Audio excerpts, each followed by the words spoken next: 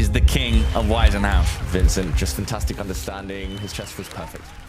What a thrilling start to the Freestyle Chess Grand Slam Tour 2025. Now, the journey continues. The Freestyle Chess Grand Slam Tour moves to its next destination, the City of Love. From April 7th to 14th, Paris will host one of the most exciting chess tournaments of the year.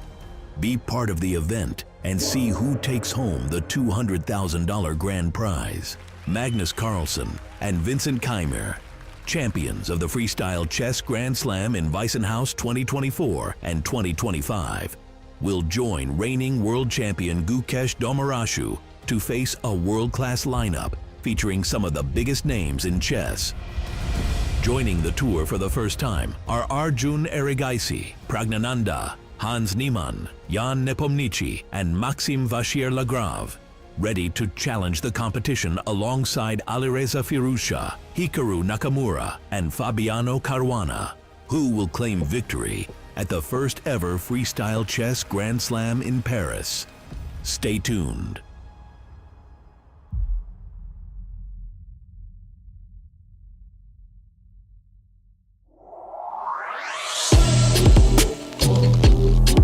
Hello everyone, it's Friday. That means it's freestyle chess. Welcome to the final day, the most important day of the play-ins for the Paris Freestyle Chess Grand Slam. I'm David Howell. I'm joined by the fantastic David Bruce, and we've been covering all of the play-ins so far. David, it's been dramatic, and today we whittle it down to that final qualifier for Paris. Yeah, very, very exciting. 4 players who still have a chance at coming out on top and booking their spot in that super tournament in Paris. And I imagine that some of them can smell it by now. They're getting close. They're getting close. That's right. It's the final 4. It's the semi-final stage. We started with a Swiss play-in a couple of days ago on Wednesday. From that, we got 4 qualifiers. We got to the round of 16 yesterday, and we saw some real heavyweights.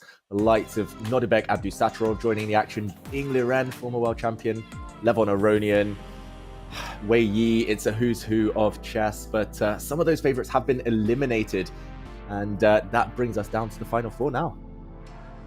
Yeah, and 2 of our humble qualifiers, although they are very strong grandmasters, Rauf Mamedov and Amin Tabatabai, have made it all the way through to the semifinals, where they're facing 2 of the invited players, Vidit Gujarati and Richard Rapport.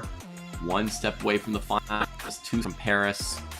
Possibly 4 games away. Depends how many tie breaks are needed.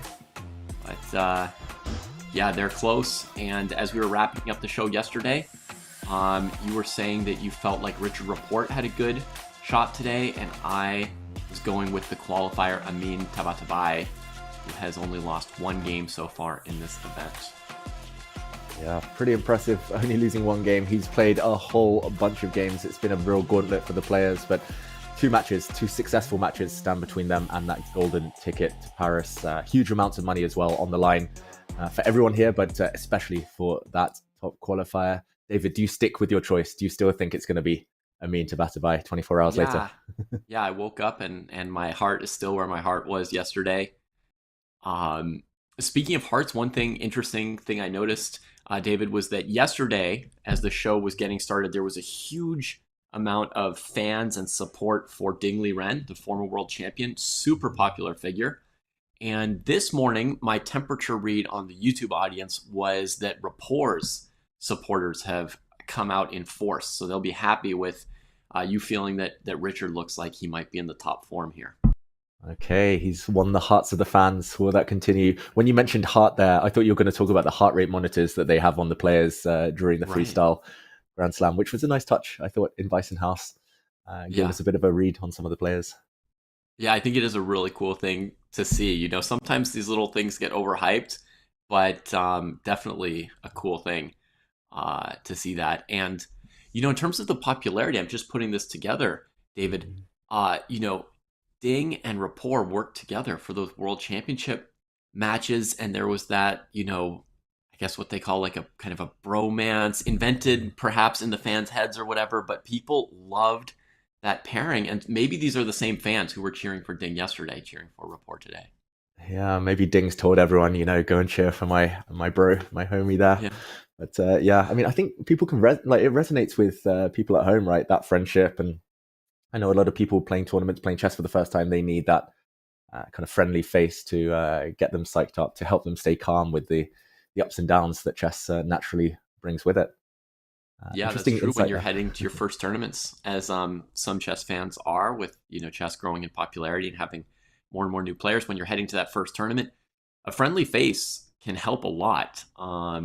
With how disorienting first tournaments can be, how much pressure or stress it can be for some people. Of course, here we're watching people who are veterans, even the teenagers, like Pranesh, who we were watching yesterday. Even the teenagers are veterans and pretty cool under pressure. Yeah, some of these teenagers, they've played more than kind of grandmasters of old used to play in their entire careers. I mean, chess these days, it's hundreds of games every year. It's incredible stamina. But I mean, you mentioned having those friendly faces. Vidit will want to join his fellow Indian contingent in Paris, of course. But we should mention, you also called out Pranesh there. There are consolation matches going on alongside the Big Four, the semi-finals. These consolation matches, David, and how difficult do you think it's going to be for the likes of Pranesh, Dominguez, Lemle, and Mamedyarov to get back in the zone after yesterday's, after being knocked out of the main bracket yesterday?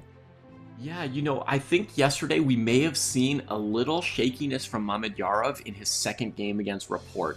A little shaken up from the first game, which was kind of like a 1 in 1,000 maybe reversal from all the way from winning that to losing, perhaps.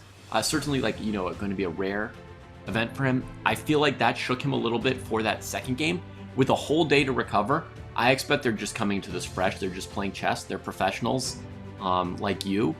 And, I think they'll just come in and play their best this morning without too much thought about what happened yesterday. And, just put their best moves forward.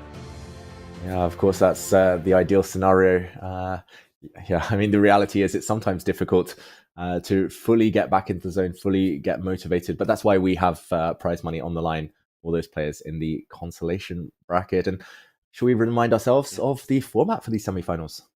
Yeah, anybody who missed the quarterfinals or round of 16 yesterday, we are playing best of 2 game matches with 15 minutes starting time and then 3 seconds added for each move, a 3-second increment. And it is a 2 game match, so 1 game with white, 1 game with black, and it takes 1.5 points to win the match. And if you win, you advance to the finals. At this point, if you lose, you go to the 3rd place match, kind of a consolation prize money match.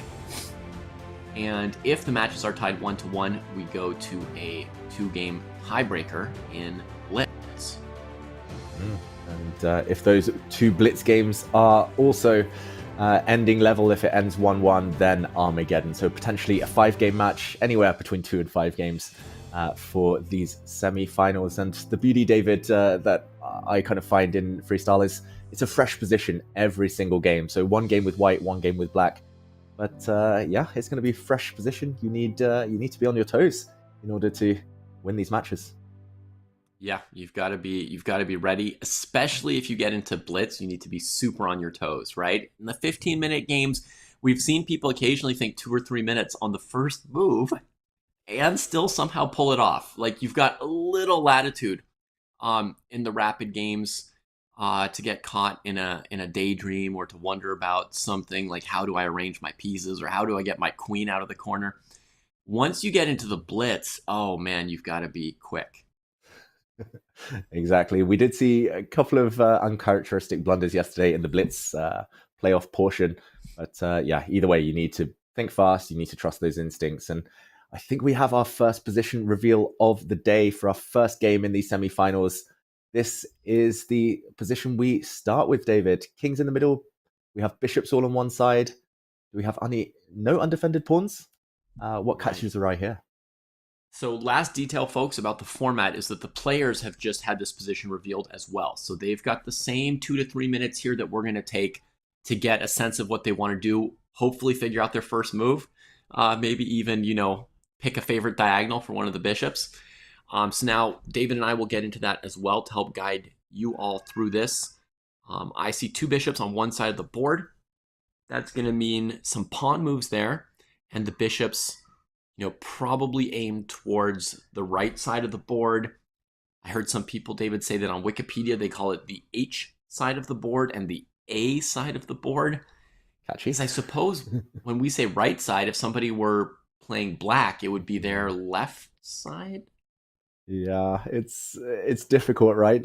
Someone needs to just kind of copyright a certain phrase and we'll stick to it. But yeah, for now, hopefully people know what we're talking about. The H side, we'll say for now. Yeah. Yeah, maybe they could call it the Fisher side and the 960 side and keep that debate going forever now.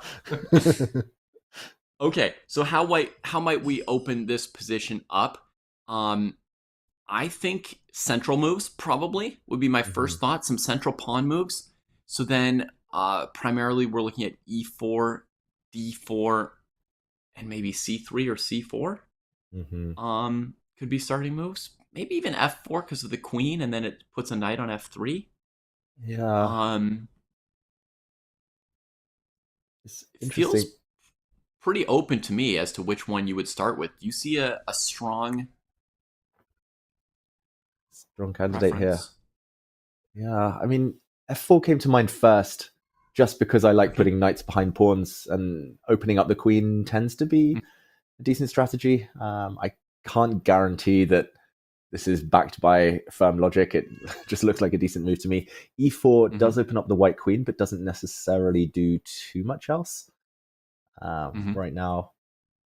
And D4, I'm always scared pushing a pawn in front of a king on move 1 if the queen isn't nearby, but D4 probably is totally fine as well. Right, with that. One interesting thing here is like often there's a bishop arranged somewhere so that, and it looks like our first move was F4, your first instinct. Oh, wow. Oh, is that good? Right Is on. that bad? Right Poor on. Mamedov. I was going to say, often there's a bishop arranged somewhere such that if you play D4 or E4, your opponent could play a move like G6 or B6 and attack the pawn in the very first move, and that might make us a little nervous about D4. In this position, it really looked fair for white to play either C4, D4, E4, or F4, and we've got a two-board view, so we can see that Amin chose a different move. Amin going for E4 and, well, I'm going to say symmetry for now. Yeah, very sensible. I didn't like it necessarily because it didn't open up the queen, didn't open up the kind of squares for the knights, but it maybe helps guide the game towards more familiar patterns, I would say. Amin's approach. Rauf Mamedov, I should mention on the camera, looks very unamused and he's frozen, so I had to do a bit of a double take there. I thought he was just showing a look of disdain about Rapport's replies. But okay, which one do you think is going to become more interesting in the early stages? Yeah, hard to say just yet, but I'm suspicious, and I see Vidit really stopping and thinking. I'm suspicious that Amin's intention might be to play D4 on move 3. And I'm not even sure right now, what is it called?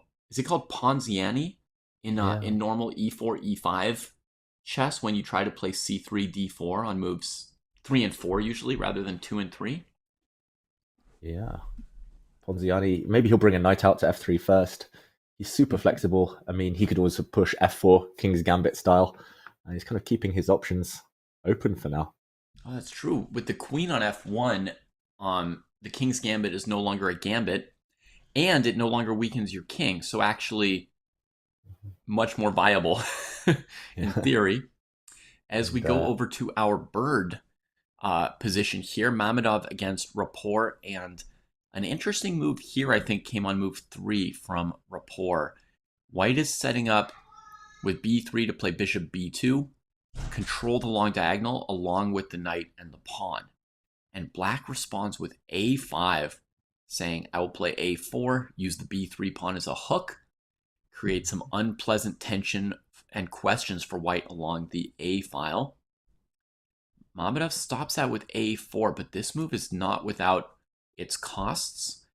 For one thing, it's a tempo move because black develops their bishop from the a-pawn move, and white is not planning to develop the bishop to a2. But the other thing is white now has a problem, I think, with their bishop pair and the c-pawn. Like, it's hard for that pawn not to end up messing with one of your two bishops. Yeah, I fully agree. That kind of leads me to the thinking that maybe one bishop will land on a3 so as not to be blocked when the move c3 happens to unleash the light square bishop. I think they sometimes call that an extended fianchetto, even though that doesn't really make sense. I think I've seen that phrase, like for playing b3 or g3, but then going further with the piece. And often we assume that we're just headed to the long diagonal. But yeah, perhaps here, go all the way to a3 so you could play c3 and have both bishops in the game. That's a good solution, David. Well, I mean, out of necessity, maybe more than anything. Okay, there we go. Of course, I was going to say he's likely to play bishop b2 anyway. He didn't go for it, and Rapport playing a very aggressive move, perhaps motivated by his victory in the last game yesterday against Mamedyarov. And we caution players to forget about their losses going into the next game or the next round. But it's okay to keep your mind on your wins and remain inspired. Those you don't have to push out. That's true. And I mean, just to kind of bring it back to yesterday, we should mention to everyone he defeated Mamedyarov. So a countryman of Rauf Mamedov. So maybe Rauf has some national pride on his mind. But that pattern was actually very similar here. So if white were to play the move g3, for example, in this position, bishop to h3, really reminiscent of what happened in that game with the idea that queen takes h3. That queen sort of got tangled up, and then the second knight came in and he started chasing this king straight out by move 10. Mamedyarov's king had been on the run in that game. So knight e4. Well, I guess he's trying to provoke d3, trying to bury the bishop on b1 even worse. Is that part of his thinking here? Yeah, I think the concrete thing is that d3 immediately might run into knight g4 anyway. So hard to kick that knight out from the center. Yeah, and now e3 is very hard to defend, and if you manage it, if somehow bishop d4 or bishop c1 holds on to some extent, which I don't think they do, then black would still have knight f2. Ouch. So knight to d3 was the choice, developing the knight. So I feel like white's largely given up on the bishop on b1 and just making the best they can out of the pieces they have. Yeah, why not? Maybe c4 will happen later or something to open up that bishop. This position, I mean, it's looking very balanced for now, but I just want to mention, David, we've had a king's gambit on the other board, reversed king's gambit. So maybe we should check that one out. Yeah, it's very exciting. There's not a ton of moves to show on that board just yet, but still the drama that Vidit spent a couple minutes on that move, I think. Maybe up to 2 minutes on his second move, and then struck out with f5 from black very quickly. And now white's counterattacking the e5 pawn, trying to make it difficult for black to safely recapture f5, right? Yeah, and that's our left board there, the brown board. And Vidit thinking, he did spend 3.5 minutes on move 2, and the opponent took a pawn. Now it's move 4, and no reply yet. Wow, he builds a big pawn center. So ambitious by Vidit. So ambitious. What a choice. So he's defending his pawn on e5, right? Which was white's primary threat, was knight takes e5. He defends the pawn, but in such an aggressive way. And from my experience, this means Amin needs to respond very aggressively himself. This is the kind of thing where if you say, and this is what you see normally in club players, by the way, David, is you see people say oh my gosh, they're grabbing the whole center. I'll play, d3 and turtle up. You play one little turtling move and let your opponent take everything. Just see you shaking your head like, no. But I see it all the time. Yeah, me too. I used to be very guilty of that. Even when I became a decent player, I was often just kind of taking this safety first approach, and especially, like you said, against the top players, it rarely works. Going passive, curling up into a ball. It's just kind of just shows, gives the opponent confidence, if nothing more.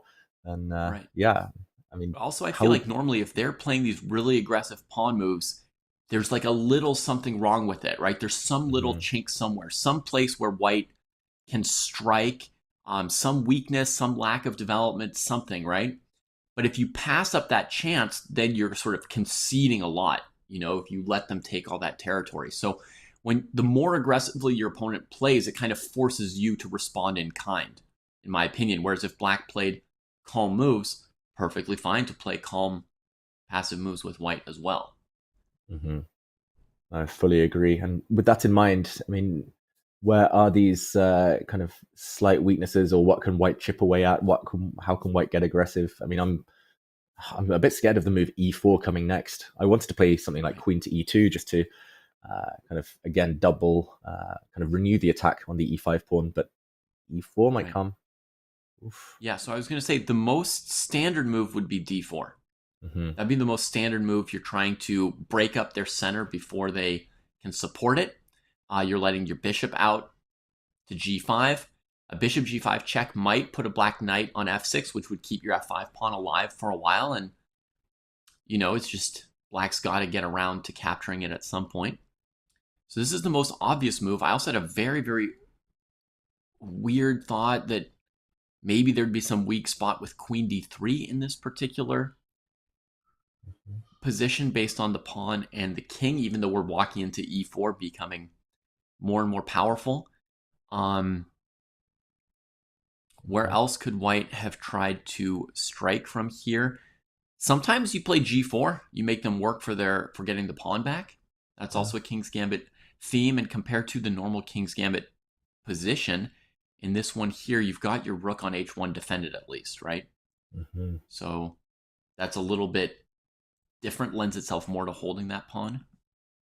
Yeah. Reminiscent of Fischer, how he liked to kind of handle the King's Gambit, put a pawn on g5. Exactly, the Fischer defense. He lost a game in the King's Gambit to Boris Spassky, I think, his future world championship opponent, and was so upset and insulted that he published a refutation to the King's Gambit, which more or less holds to this day. Yeah. Fischer defense, it became known. I followed that one still to this day. If anyone wants to play the King's Gambit against me, I'll try and copy Fischer. I should mention... You'll try and play like Fischer.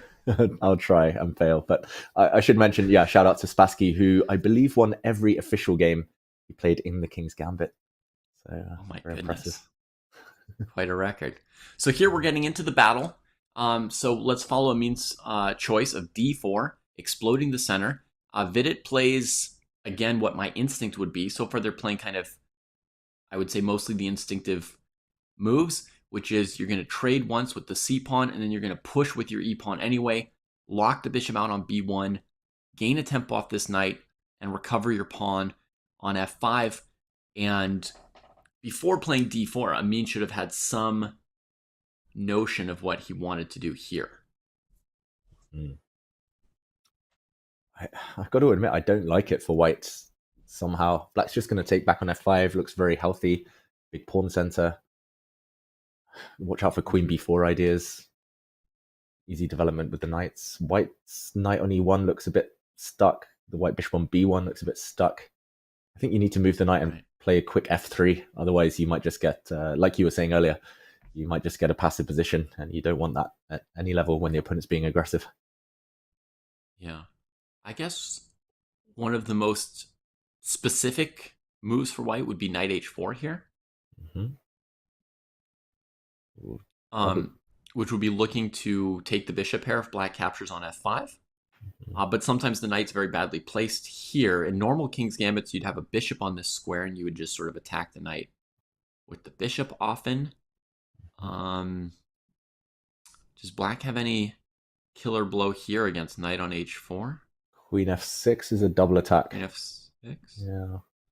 Right? g3, and there's the double attack. Looks bad. That might be enough to cancel out knight h4. Yeah. So, second most likely move would be to plop our guy in the middle. And then in case of bishop f5, normal development, maybe we could try a king's gambit version of queen b3 in the queen's gambits. Mm-hmm. See if we can find any weak spots and mess with black's king. That looks like a justification. Eval bar not too impressed, but to me that looks a bit scary for black. Right, because in terms of hunting that knight pawn, often it's bad in chess to spend 6 moves hunting a knight pawn with your queen, or even 3 moves. But here we trap a rook on a8, plus we introduce knight c6 checkmate as a theme. Mm-hmm. Not too bad. So this looks a little trickier to handle for black. This move queen b5, and I do wonder, can bishop takes e5 be played, followed by castling if you just take the bishop back? if you take the bishop back, you double defend the pawns. That's a beauty. That castling is a beauty, but you must have a trickier calculation in mind in case of queen takes d5 check. So I wish we could castle out of this one. That would be a nice move here, but what? Bishop d6, maybe? Just to here. Defend everything, Bishop save drops everything. Back to d6, and the queen protects both of her cherished bishops. Mm-hmm. Right on. Okay, we've got a different move from Amin. Okay. Tabatabai chose bishop g5 check. Probably he wants a black knight to land on f6. Mm-hmm. And knight e7 is the riskier alternative. Yeah. Knight e7 has some sense to it, though. Keeping the f6 square for the other knight, keeping the black queen open on the f-file. All blocks look good. All knight blocks, I should mention. All knight blocks look good. Okay, well, David thinks everything looks fine for black here. Any knight can come out. Let's just not block with our queen or start bong clouding for no reason. King. Yeah. Do you want to check the two-board view and see how our bird's opening is looking? Yeah, let's do just that. Yeah, very different paces, the two games so far. Board on the right there in blue, Richard Rapport looking very focused. All the fans, all the supporters probably loving that. I've got to say, I quite like his position as well, David. White's light squared bishop on that right board, still stuck on b1. Black has castled. Black looks way ahead in development. Yeah, you like his position on the board. I like his thinking position. That looks like one that folks should take to the next tournament with them and practice with. Mm-hmm. Black's position looks super harmonious, and White's position has an obvious dud on b1, so I would leap at the chance to take the black pieces in that game. Mm-hmm. The two games are like a huge contrast between what I consider like fighting openings and maneuvering openings. I feel like there's just sort of a huge dichotomy in chess openings, right? Between openings in which you're contesting a pair of squares, usually in the center. Normally you're fighting over either d4 and e5 or e4 and d5 in normal chess, just because that's where the knights hop out opposite each other. You get the bishops attacking the knights to win control of those squares. You got fighting openings, and then you've got maneuvering openings. And the bird's opening in normal chess, and also in this game here, is more maneuvering, right? Where White has kind of taken d4 and e5 and conceded d5 and e4. Mm-hmm. And at first, neither player really disputes the other side's claim, so everybody has room to develop some of their pieces and get some share of the center. Whereas Amin and Vidit are fighting for every scrap. They're not giving anybody anything. That's a good way of seeing it. These two boards, totally different. Feels like Amin to Batabai against Vidit, that one could end abruptly. It could be one side getting a big advantage in the next 5 moves, whereas, barring anything crazy, Mamedov against Rapport likely to become about maneuvering, about maybe Rapport trying to lock in White's light square bishop for good, something positional, something strategic, as you mentioned. And I don't know which board you want to jump into. I should mention there's no real threats. Okay, he actually plays a king move, Richard Rapport. I was about to say the Black Knight is not threatened. He proves that. The calmest possible response to White's first kind of threat of the game. D3 attacking the knight on E4 on the blue board, folks. And Black doesn't retreat the knight, doesn't counterattack anything, doesn't even make a pawn thrust, just tucks his king in a little bit more cozily in his bed. Yeah, and I just realized the A5 pawn is hanging in that game as well. So there's a clear point behind Richard's last move, the Black King shuffling across just to cover any potential entry squares. And now a trade, bishop for knight. It looks like a bit like a Nimzo, just kind of the halves of the board have been kind of flipped. Yeah. It went slightly too fast, but I was going to ask you, do you think this knight on E4 is finally going to have to move with pawns on F3 and D3? It did, and wow, G5, check this out. He's sacrificing two different pawns. Rapport, the A5 pawn hanging G5 pawn. Wow. And he's making this transition from the maneuvers into the fighting, right? He's decided it's now the middle game. He's making this transition very quickly. He played those last couple moves very quickly and confidently, so he wasn't too surprised by White's H3 move. And now I guess he's saying there's that bishop buried on B1. White's king hasn't castled yet, and he wants to move into hyperdrive with this G5 followed by H6 kind of wing gambit. It is a theme which is seen from the white side against the Dutch defense. There is this idea of H3, G4, or G4 followed by H3 in the Dutch defense. And yeah, he's trying to just sort of like hypercharge the development of his rooks to these two files. In that sense, it's got maybe a Benko feel. Yeah, I've got to say, I really like it. There's this old saying, again, I'm not sure how much truth it has to it in general, but here it rings a bell, is that when you're facing the two bishops, I was going to say fighting, facing, I kind of said both of them, but when you're fighting the two bishops, often accelerating the play is a good idea because the bishops come to life a lot later. The white bishop on B1, for example, still needs a few moves to get into the game. But yeah, if you accelerate the play, maybe the side with the bishops won't be ready. And Black's knight especially looks pretty nice for now. So opening up lines, knight F5 was a threat, so C3 was almost forced, I think. Yeah, it makes a lot of sense what Rapport's doing. I could imagine him even throwing his E and C pawns at this position with the idea of sacking stuff and bringing the bishop on A7 into E3. But this is a nice move from Rauf because this bishop is coming alive, stopping knight F5, which would be brutal, and preparing to tuck the king over. There comes E5. Wow, good call, good call. And yeah. And this is a dramatic move because it may well imply sacrificing the knight on the next move, folks. That's why this is so dramatic, right? Because if it were just a pawn when your opponent's king isn't castled, okay, we would understand it. You wouldn't have to think too hard about it. But after DE5, I mean, do you think his response is knight E8? It seems unlikely, right? So when he's playing E5 at that speed, it means he's already planned to sack his knight, to my mind. Knight C4. I want to see it. Yeah, that's where I think it would go as well. Knight C4 threatening E3 and B2, saying, and if you want to get me, boys, you're going to have to open up the D file and give Black control over one crucial light square on B3.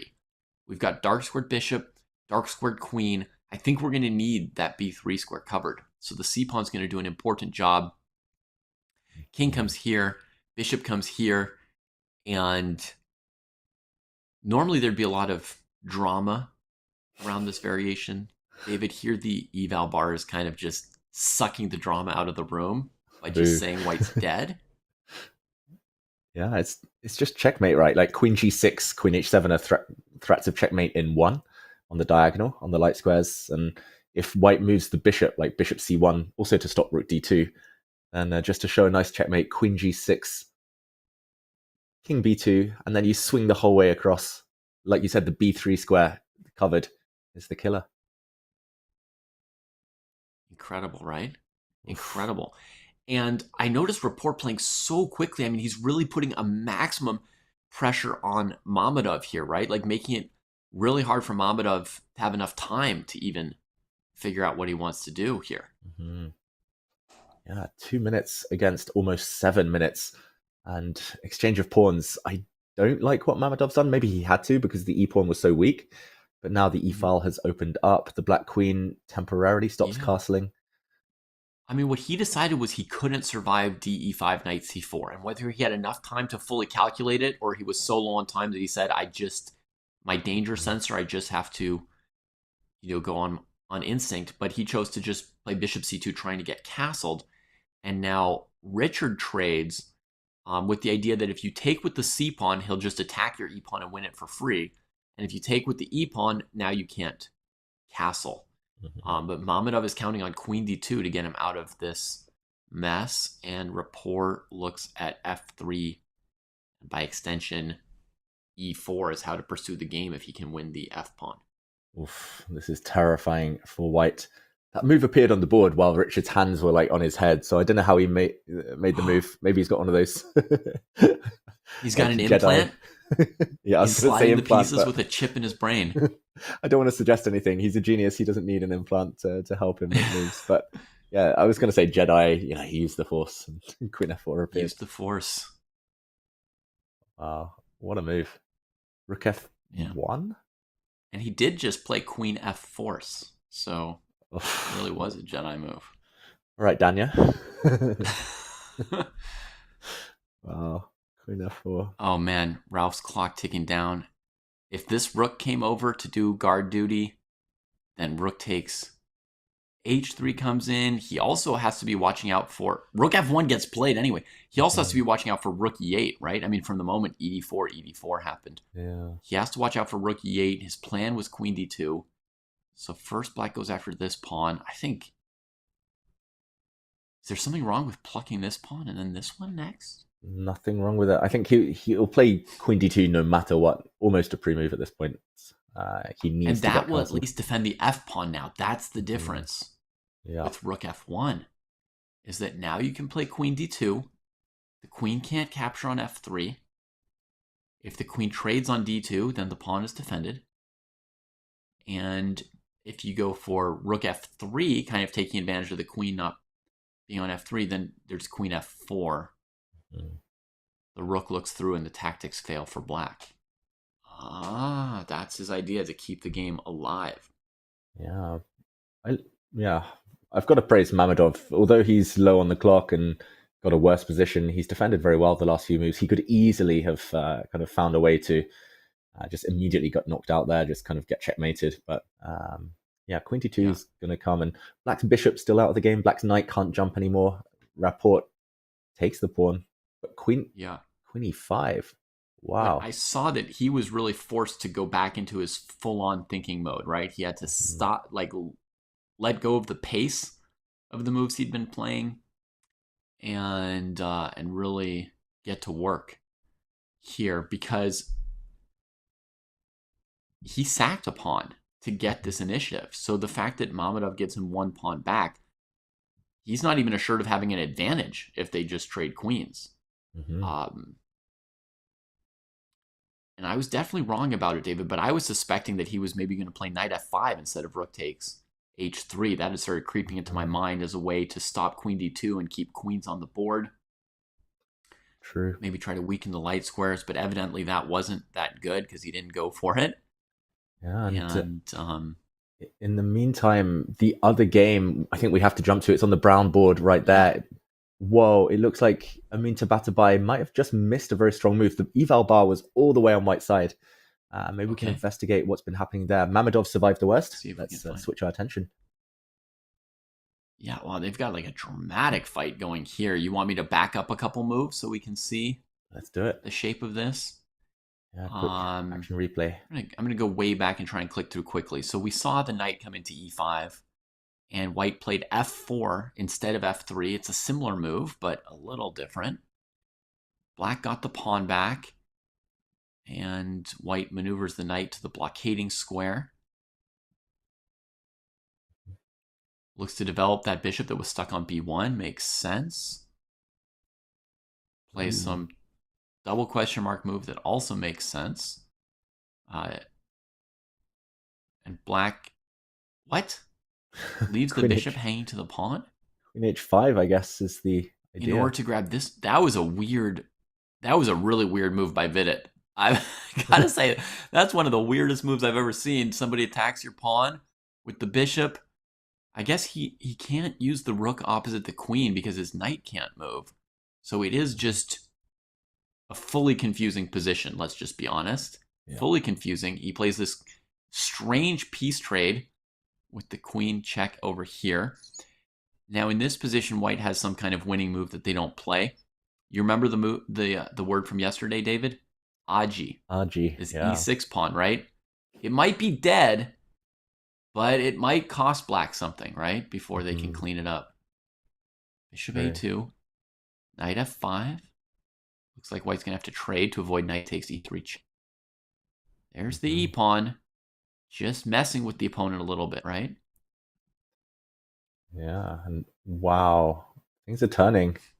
Knight to C4, the blue arrow. So that's the computer's move, everyone. The computer pointing out that knight to C4 is the best move in this position. But with under 1 minute, I don't think anyone plays that, finds that. The idea is just to get the knight out of dodge before it gets captured. It doesn't look great either, right? The idea is just to retreat the knight all the way back to E3 and have some pressure on D5 in a pawn down position. So he hasn't really milked this E pawn for anything at all, other than ending up down a pawn, whereas the computer engine saw some kind of tactical something out of that pawn, right? Because the eval bar was just sort of like sky high somewhere around here. Maybe before he played bishop A2, this logical move, pressuring D5, developing your last piece.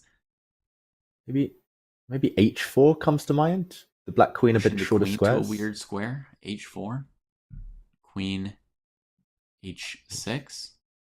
Now, I want to say G4, but I'm aware I'm not a computer, and I mean, just the eval bar makes me think there's something concrete. Maybe it's just bishop A2 now that there's no knight to F5 for black, or G4. It could be that simple. You just push the queen back so black can't untangle these pieces, and then play bishop A2, followed by taking on D5. What a small detail it turns on, right? Because he brings the bishop to the correct square, but Vidit found this move, knight F5, apparently very, very strong. It forces this trade, which gets the bishop into the game, challenging the knight, and brings the queen back from a slightly weird square, huh? Yeah. No, I was going to say easy with an eval bar, but yeah, without an eval bar, it's tough, and he's a pawn down now, or going to be. Yeah. 11 seconds left for Amin.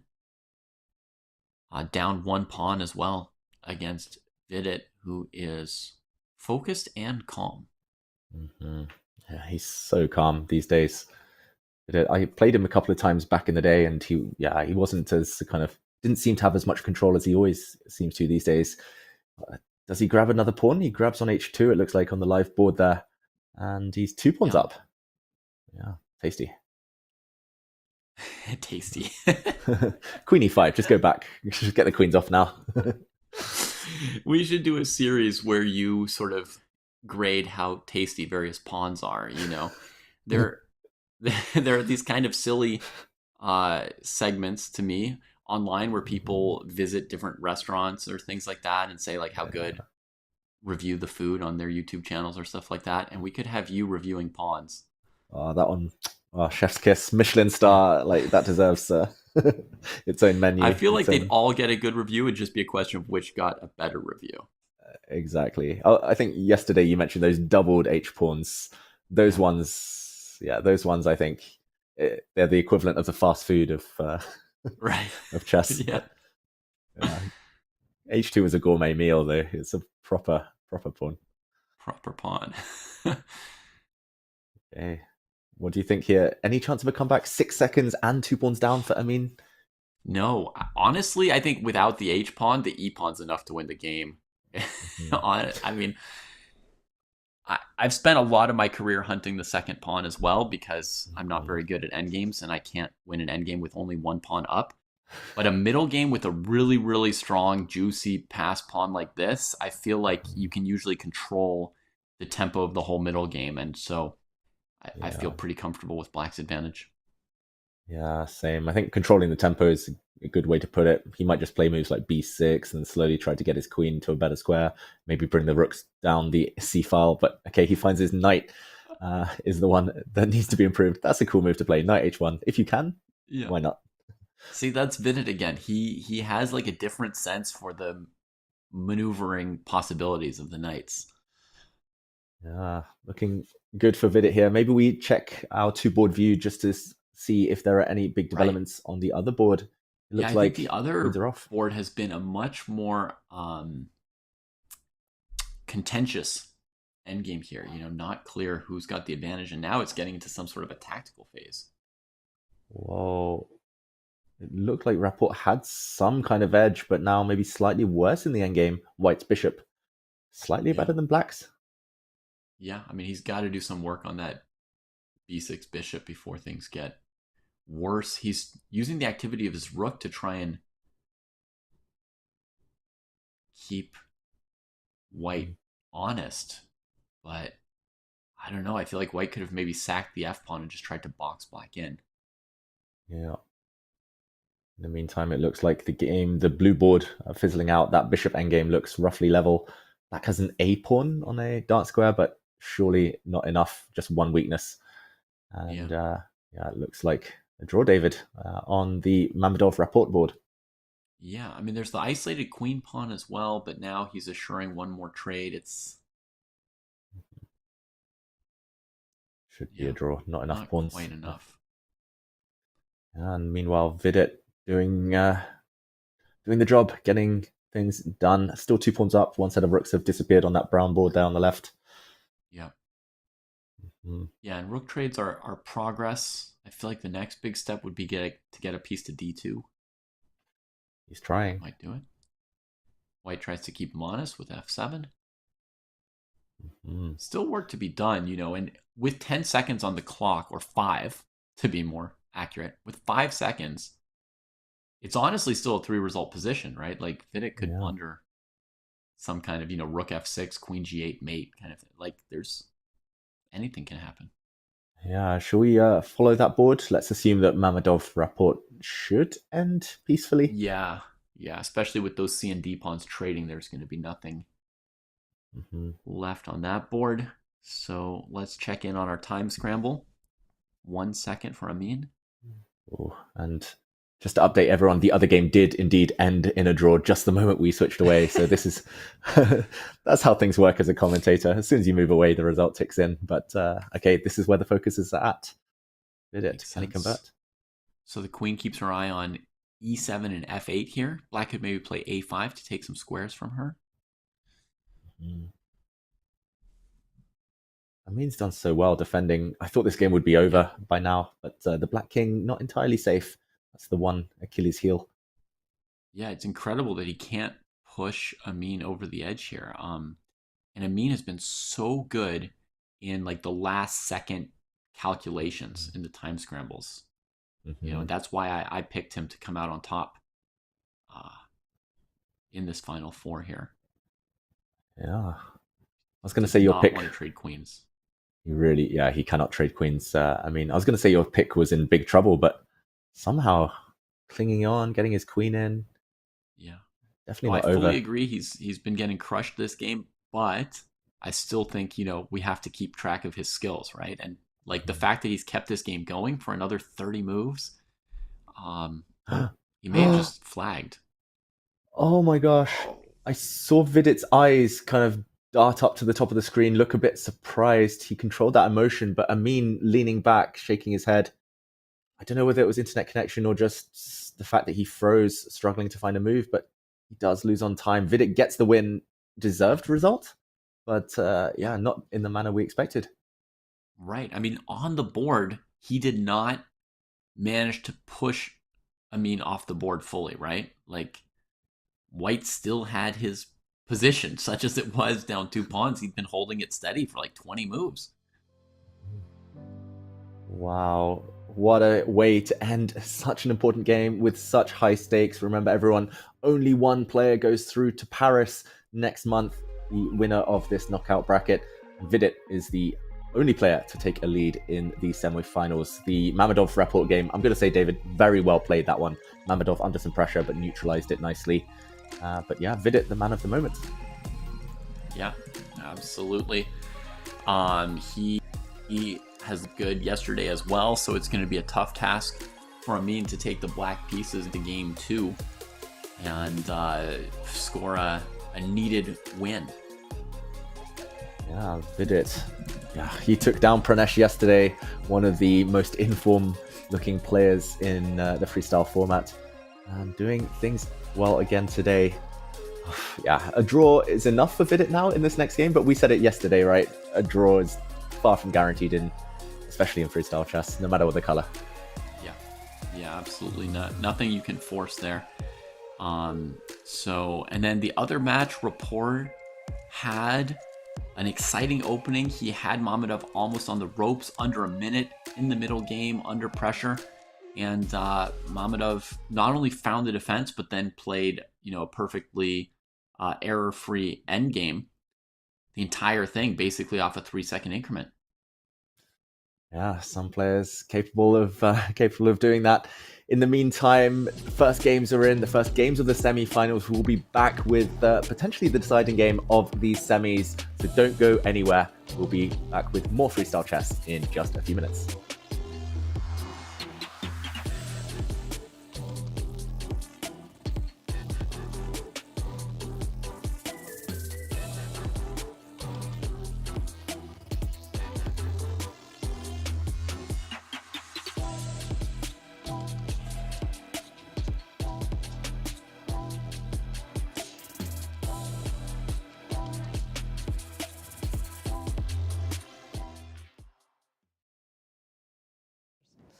Okay.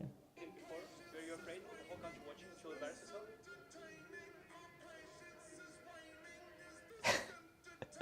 Wonderful. It's edited. I think it's edited. Yeah, it's clearly. But it's close to how it was, but it's a little bit edited. Yeah. Not a little bit. It's completely edited. No, but it really was like that. Yeah. Like the eval bar in Hikaru's videos. Yeah. Right? Edited. Edited afterwards by the editor. Not how it really happened. Afterwards, taken from somewhere else and placed in the middle. And then squeezed. Before this, I thought I would be the one getting into trouble. Now I think it's you. Lawyered. Okay. As VD, I would play rook e8, bishop c3, queen h4, queen b2, queen h5, and then bishop e2, queen g5, bishop f1, bishop f7, h4. Better than Hikaru's lines. Better than those lines that Hikaru rattles out. Hikaru learned from somewhere. Yeah, because Hikaru likes that thing. Hikaru was in Norway. This was yeah, but Hikaru's was like completely off. Like I checked it afterwards with the engine. The line makes no sense at all. Firouzja, Yeah, it makes no sense at all, that line. I think only the head bob was missing here. Like Hikaru is doing this. Ah, true.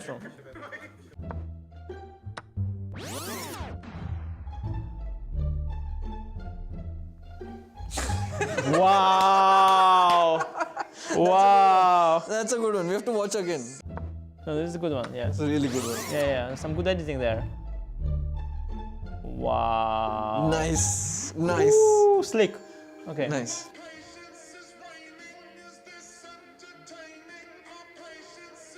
Oof, awkward. Yeah, this whole thing is like.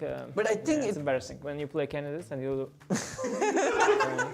He does it on, he knows the content game. So it's not like Hikaru doesn't know the spelling of Nepo.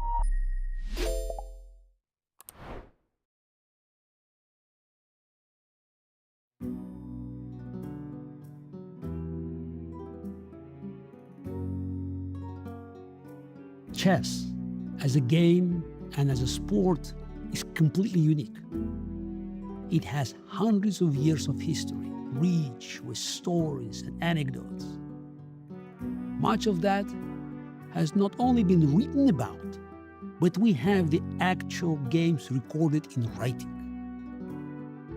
We can go back over 1,000 years to learn about the development of this ancient game. And every new generation of chess players can build on that foundation. We learn from our great predecessors how to play chess better than they did. Isaac Newton once wrote, "If I have seen further, it is by standing upon the shoulders of giants." So, it is with great pride and joy that I present to you the games of one of my great predecessors, the brightest star of the West, the legendary Bobby Fischer.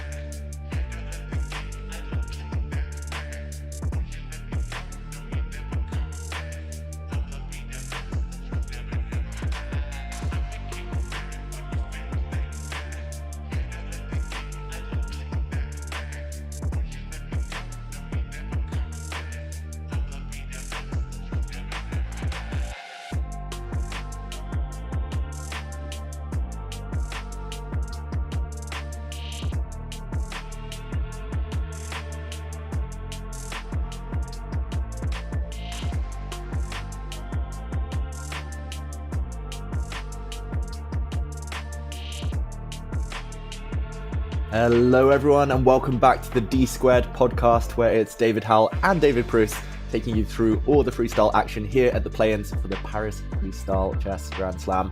And David, it's about to be the second games of the semi-finals. I think position reveal any moment now. Yeah, position reveal any moment. My man Amin has got to strike back with black. This is going to be a real challenge for him this game. Bonus, if he wins it, we get more games of chess, because it'll force a tiebreak. So keep us working longer. We want more. We want more. And at this point, what do you want more? Do you want Amin to strike back, or do you want one of those miniatures that you were so craving yesterday? I like being right as much as the next, but yeah, I would take a great game, crushing miniature by anybody, over anything. Yeah. Okay, that's the dream. And we'll find out shortly. The players have had a few minutes now. I mean, normally with kind of classical chess, regular chess, traditional chess, I don't know what we call it now these days, but the players, they might be looking at openings in the breaks, trying to just refresh themselves with what their opponents play, what their plans were. I guess freestyle chess, not much you can do in the breaks between the games. Yeah, I think, I mean, there's different things you could maybe do, but I think with rapid chess as well, you probably just need to get your energy up. If they were playing a really slow classical tempo, then my prep between rounds is to show up early to my games, sit down at the board, and start calculating before the round starts. And that's something that you could do with freestyle chess as well, even if you don't know where the pieces are. You just keep your head warm. Rapid chess with these short breaks, I think the main thing you want to do is get rid of the emotions from the previous game. Spend your time emptying your head. True. You're such a pro. I'm rocking up late. I'm struggling to get my head working for the first 5 minutes of every game. But definitely for everyone at home, try to get in the zone however that works for you. And okay, it looks like we have our next position of the semi-finals. The bishops are back on the same squares as they were earlier. Lightning striking twice there. Yeah, you're very good at recognizing these positions. I guess last time the rook was in the corner. But now, we again have 2 bishops here. And last game we saw Mamedov get these bishops a little tangled up. It took him almost 20 moves to get them sorted, I would say. He went for b3, bishop b2, and then his bishop on b1 couldn't get out this way because the c4 move wasn't in the cards for a while. So this game here, well, I think, c3, d4 might be the simplest way to sort out the bishops from the get-go. Last game, there was a king on d1, so the d-pawn would have been unprotected if it came forward right away. There was a rook on a1. They were looking at castling that way. So d4 is one approach. And I guess we can also ask ourselves about e4 and f4, because last game we did have one game go with f4, expanding the queen, knight f3. What do you have any inclination here? Yeah, I'm more inclined towards e4 now that there's a rook in the center. So e4, if black tries to mirror with e5, it might be easier to break out. With f4, d4, more attractive at least. Maybe c3 first, as we saw in the earlier game between Amin and Vidit. But this looks like a proper King's Gambit. This looks more appealing somehow. I should mention in the start position, the start position that the players are about to have, 5 of the 8 pieces are actually on the exact same squares as they were in the previous game. So some pattern recognition, at least can be called upon here, I guess. As we await the games to begin. Something to think about. And last game, Amin hesitated to pull the trigger on the King's Gambit on move 2 as white, and Vidit did it on move 2 as black. Never gave him another chance. So do you think we might have to get into it aggressively right from the start here. What are the odds on another King's Gambit? Another kind of attack for one of the sides early on? I think that position, other than the fact that it's not truly a gambit here with the pawn defended. Oh, sorry. Exciting news, David. They're going to redo the position. Oh, wow. I think basically the players, they overheard us and we'd found all the best moves. So quickly. They had to so quickly. They knew it was another King's Gambit incoming.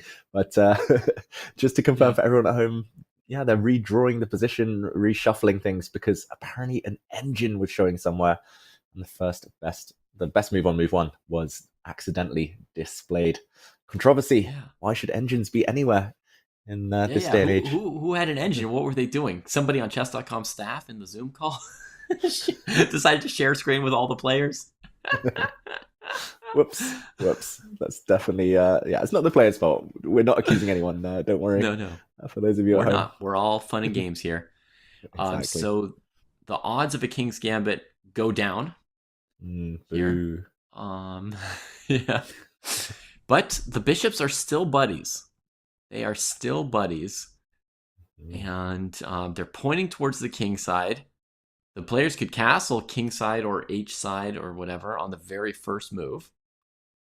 But it's a dangerous spot to be in. If you want to do the work of castling to the long side, it's going to be some more work. Yeah, and one undefended pawn, we should mention the h pawn for both sides. So if white, for example, plays the move c4, maybe the most natural move in the position, already a threat, and black, I guess black could mirror and ignore the threat, create a threat of his own, counterattacking on h2. But I was going to say, it's very likely we might see castling on move 1. It's very possible, at least. They had a similar situation in Weissenhaus, and I think Nodirbek was the only person how the whole bishop takes thing from black side against Magnus maybe. He allowed this kind of a thing. He was punished, though. it's very dramatic. You don't have to go on a long capturing race when this happens because basically rook is trapped, right? So when white takes on g8, as black, you don't go bishop g1, bishop f7, bishop f2, blah, blah, blah. That's crazy. You take. Yeah. And then you'll just take the rook next move. Yeah. But the dramatic thing about ever making this choice, which looks symmetrical, David, is that you create an opposite colored bishop middle game from the get-go. And that makes the game more aggressive, more violent, more favoring whoever starts attacking. Mm-hmm. Yeah, and on paper, it should favor white as the player who starts first, who might be able to whip up some initiative first. And we'll see how the players get on. This feels like good ingredients for some kind of quickfire attack for the player with the white pieces. Yeah, my inclination, folks, is if you're playing chess 960, even though it's more exciting to play c5 and allow bishop h7 and bishop h2, my inclination, if I'm black and I just want to score the most points I can in some tournament, I would play the much tamer knight to g6 in response to c4. And that's my current understanding. I think a good pragmatic, good tip there. I would do the same. I might castle actually, but probably castle into the attack. Or castle. Yeah, or castle. Another nice way to defend this pawn. Very good. And you could set records there, right? Castling on the first move. Yeah, I must admit, I did that once. I was playing some Chess 960 online, and my opponent castled on move 1, and I ended up losing on time because I hadn't realized they'd made a move. I was just waiting for the game to begin. Yeah, sneaky. Amin Tabatabai has done the same thing. He's castled on the first move. We'll see how long Vidit sits there waiting for a response. No, Rapport as Vidit well. castles. Rapport he can as see well. the little moves. Yeah, Rapport has castled on move 1 on that blue board, and Rauf Mamedov hasn't made his reply yet. So either he's thinking about whether to copy, or he hasn't noticed that white has actually made a move. Okay, there we go. He does eventually respond. Yeah. Very sneaky. So now we know about the castling to flag on move 1 only. Very tricky. Yeah. And, I mean, these players, they're more vigilant, more alert than me at 3 a.m. playing some online Blitz on my phone. That's true. That doesn't sound very vigilant. Yeah.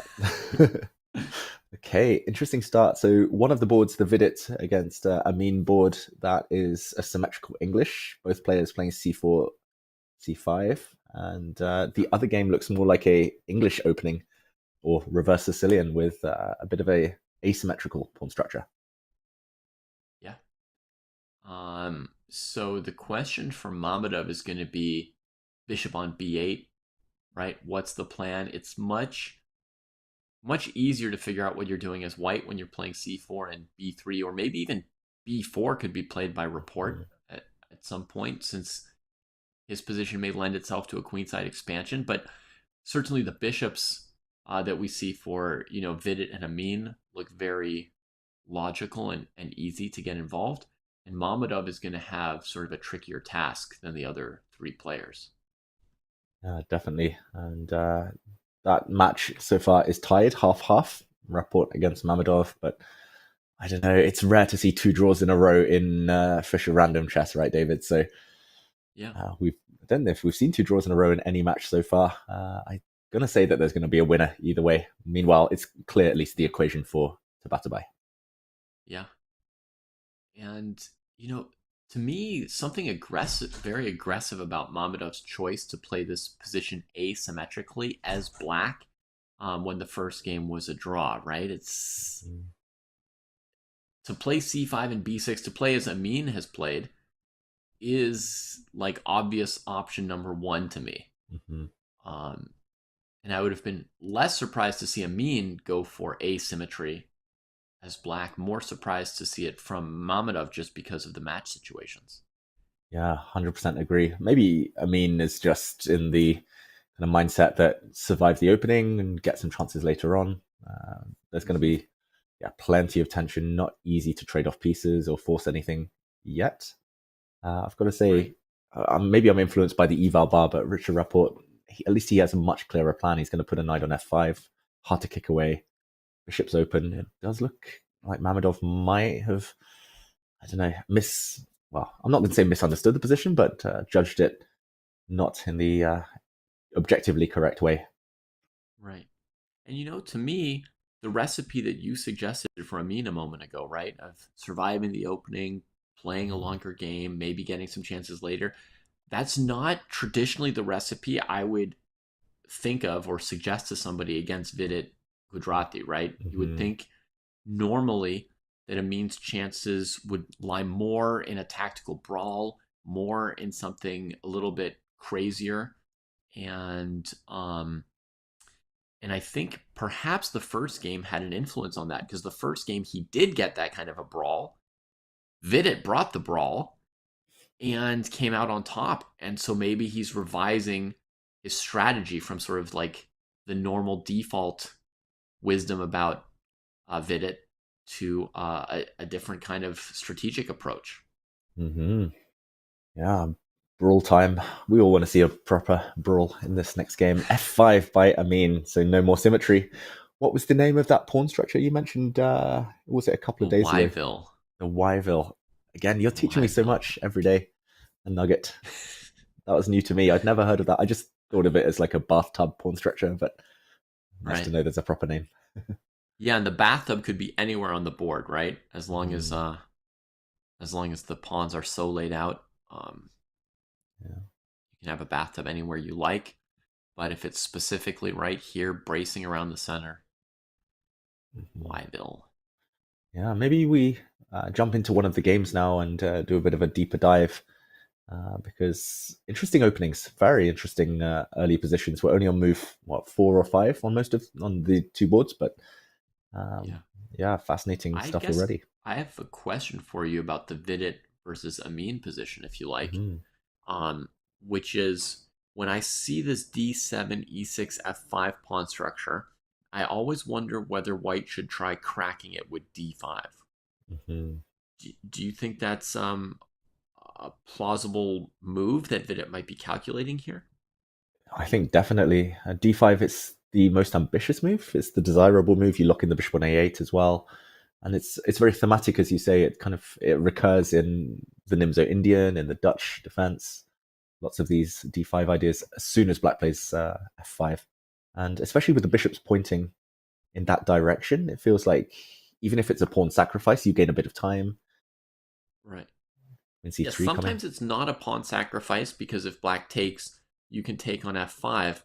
But here, I feel like if we took on f5 and black played d4, we'd kind of be misinterpreting the situation. So my d5 might be implying that I'm willing to lose a pawn after takes and f4 maybe.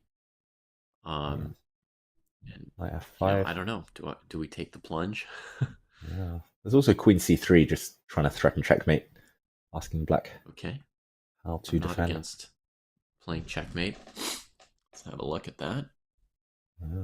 My idea was if queen f7 or knight f5 looks strong, but knight h5 also available if we want. Maybe knight f5 to threaten knight h6, but both look strong. Right. Yeah, I like the extra threat myself. Knight h6, folks, with the idea of queen h8 checkmate. My favorite mating pattern, perhaps, David, is when there's a knight on f7 and you play queen h8, knight takes h8, knight h6 checkmate. Oof. Beautiful. That's one of my favorites. Yeah. d5 has been played. Nice. Vidit thought about it for 2 minutes, and he tries to basically crack Amin right away. If Amin doesn't go in for any concrete variations, we started off, folks, just looking at, e takes d5, f4, do these moves work or not? What's at stake is, if you don't go into a concrete variation as black here, white will follow it with e4. And then you can basically just get locked away as black. Yeah. So if e4 happens, black needs to go like f4, f3 and pray that there's some kingside attack. Otherwise, it's just hopeless with the bishop on a8 blocked in. And I don't know if it's over, but it's definitely not something desirable. Okay, what to do instead? I wonder, David, whether he should have taken on d4 before playing f5, just to stop this d5 move. I know it's in the past, it's probably irrelevant now, but a couple of moves well, back. we can just ask ourselves for a second. If you take and take and then grab space, is that plausible for black? I would say fundamentally yes. It's a little weird on the d file, but this is a position where the bishops are more live than the rooks in the early part of the game. So I think the fact that you've got nice diagonals and that you're grabbing space on the side of the board where your bishops are pointing might be more important than a theoretical weakness on the d file that is many moves away from materializing. So yeah, that might have been a good approach to the opening for Amin. So f5 d5, and he's working hard here trying to figure it out. I guess there's f4 as well, but it might be very similar to what we showed with queen to c3. I suppose at least the knight can't go to f5 if there's still a pawn on e6, so it'd be a little different, but you're thinking we might still bring out the queen, trot her out. Maybe I'll put the black queen on g6. Nope, bishop, careful. no. All right, we'll go back to f7 like before. Wait. One extra option for black here as well, David. E5 fully locking things up. Yeah, but then white gets a nice knight on e4. Maybe it's not the worst transition for white. The a8 bishop is locked away. The d8 knight looks a bit stuck. Yeah, it's a little hard to assess when everything gets locked up. All the bishops get worse.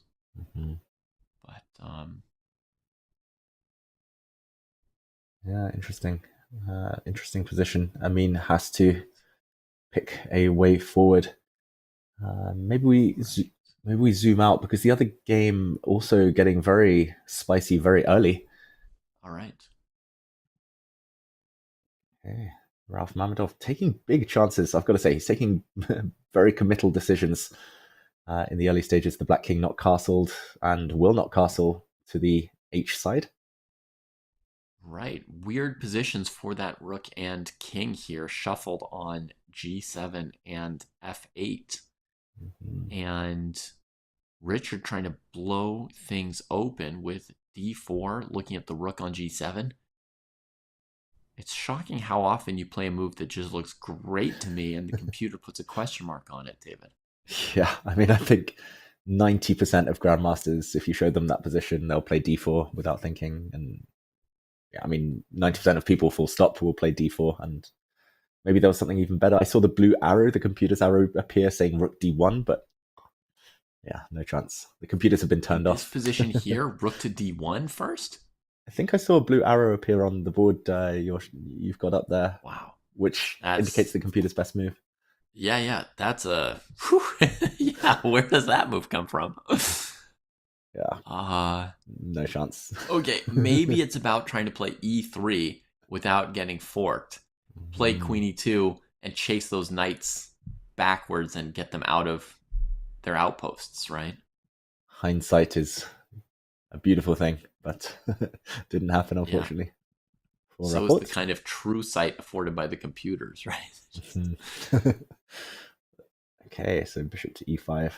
Either the knight on h6 becomes a bit of a target, just stops... either black can maybe trap it later on, or it's just a great clamper down of the position. Yeah.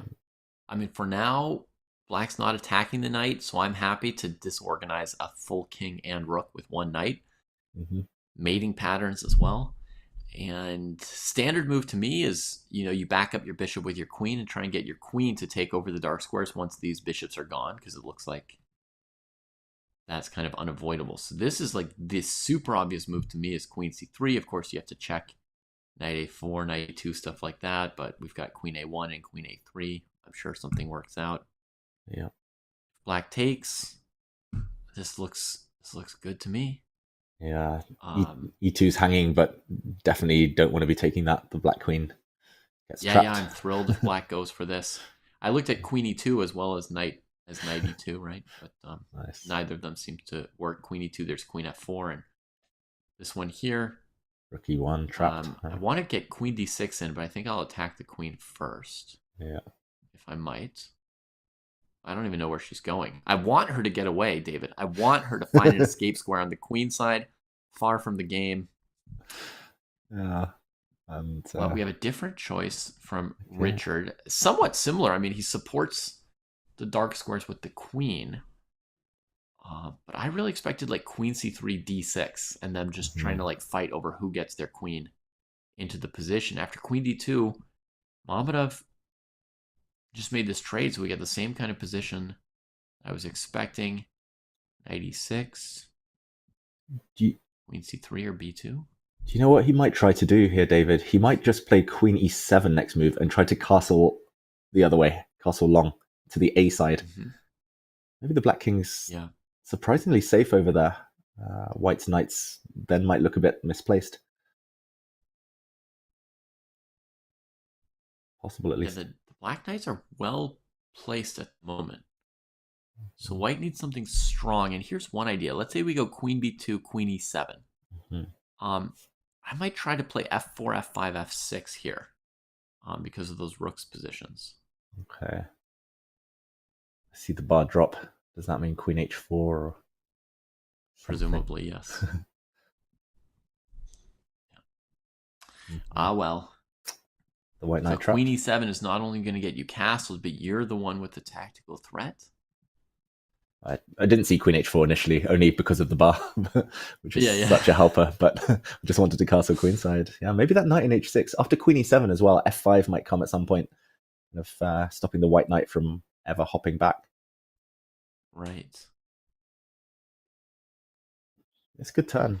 It's a good turn. Yeah, I don't see where white's advantage might lie here, and at the same moment I see Rapport sort of frowning, like he's not seeing what he expected to see either. There's obvious weak squares at d6 and f6 for the queen, chat, but you know, my concern is that when black responds with queen e7, I don't know where I'm going next or what I'm doing with myself. Yeah, queen exchange is never nice for white. There are weaknesses on the queen side. The attack will fizzle out. He's played queen d2, I believe. Really? I don't see any move yet. Oh, he hasn't. Okay. I'm looking on the other, on another screen. So on our two-board view. I mean, maybe we do go to the two-board view because queen d2 has been played, and the two-board view does show queen d2. Yeah, odd. Huh. It's just teasing us. But in the meantime, the other board, I was going to say, Vidit's able to play. I think we've only had one move on the other board since we were last there, but he's played the move e3, Vidit, and apparently a huge advantage for white. I mean, of course, in a must-win situation, but not good news for him. I mean, Amin backed away from the most tactical variations, right? He neither pushed his f-pawn forward nor took on d5, trying to win a pawn and bust out the bishop on a8. So Vidit has played knight c3, defending d5, and e3, minimizing f4. So he's kind of dealt with the two main things you might want to play from Amin's side, and Amin's clock is bleeding as he looks for a way to, you know, press this game forward. Oh, this looks really tough already. f4 calls out to be played. The bishop's going to step back. At least there's no knight h5. The unusual queen on e8 prevents it. I assumed that knight h5 was coming for a moment, because normally we would have a queen on d1 protecting that square, and that's a great way to win control of a long diagonal. It's huge. Yeah. At least from Amin's side, white does not have that yet. Not yet. But, there's already knight b5 type ideas in the air as well, getting into d6, but the bishop on a1 is hanging. e4 looks very, very tempting here, but black's bishop does get in with a check on d4. Maybe not a big deal. Yeah, that's true. At least we don't get our good bishop trapped. But from white's perspective, I'd feel pretty comfortable going for e4, and Vidit does too. And, you know, he could try to quote unquote play for a draw, right? Like, why not be solid something? But I mean, you just have to play the position right. You know, one of the best ways to get a draw is to get a massive advantage. True. Yeah. Why not do it from a position of strength? If you have to make a draw, why not force your opponent to beg for one? Yeah. So bishop d4 looks forced. Mm-hmm. Oh, this is desperate times. Oh, he's taking on d5. He's asking for e5, but he's just going to move his bishop out of the way. Bishop h4. e5, he's going to just go to h4? Just chill. Pawn up. Okay. Wow. Okay. You mentioned the draw thing there, David. Would you take with the e-pawn and say almost symmetrical, no pawn structure imbalances, safety? Yeah, up a game in a 2-game match, I would play e takes d5. Even if I needed to win, I might play e takes d5, so that makes the decision a little bit easier. But like, it's just so, as you say, you clamp that piece here, one-way traffic on the e file. You're starting to run out of scenarios where white doesn't finish well here. Mm-hmm. Yeah. But it agrees. Yeah. This looks tough for black to break out of this bind. Okay, he puts a knight on d6 next move, I guess. Yeah, he's aiming to at least. For now, as you mentioned, white can't go knight b5 because of bishop takes a1. So what might white want to do? Bring the bishop to d3, just developing a little bit more, or get the queen out of the way of the rooks? Yeah, either way looks good. I'd probably start with bishop d3. And maybe even rook c2, rook e2. Start trying to control the e-file. It's not much. It's probably not anything significant, but yeah, very safe advantage for Vidit for now. Mm-hmm. Yeah, maybe we bishop d3. Maybe we go to the other game. This one's stabilized somewhat, David. So the other board looking like it's anything but stable. Queen has appeared on h4 on that blue board on our right there. Rapport's going on the attack though against Mamedov. Oh wow, this one's getting much more complicated. Unless they now trade queens on e7, as I had expected previously. But hang on, the f5 pawn's hanging now, isn't it? Yeah, he's done something very clever, Rapport, I think, since we were last here. So how did he get Mamedov into this? Because like 2 moves ago, we didn't really see where he was going to go. After queen e7, he did play this f4 move. Your idea. Oh, it's because his queen went to d2 instead of like b2 or c3. So against queen h4, he has f5 defending the knight. Yeah, subtle, but the only so thing wrong with that f4, f5 plan, was queen h4. Yeah, tiny details. That's why these guys are at the top. Rapport's seeing that from a few moves away. Yeah, okay, so at least it's good to know this f4, f5 plan is a good way to try and bother black while they're castling. Mm-hmm.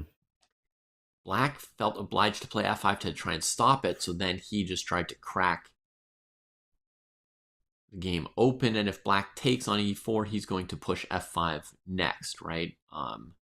Let's say black takes with pieces, he'll trade the pieces he needs to trade, but the moment that the f-pawn is gone, he'll push forward. And the king's here, and there's tactics against the queen and rook with f6 or knight f5. Yeah. So back to what happened after e4, Mamedov didn't want to take and couldn't hold f5. So he tries tactics with queen h4, queen check,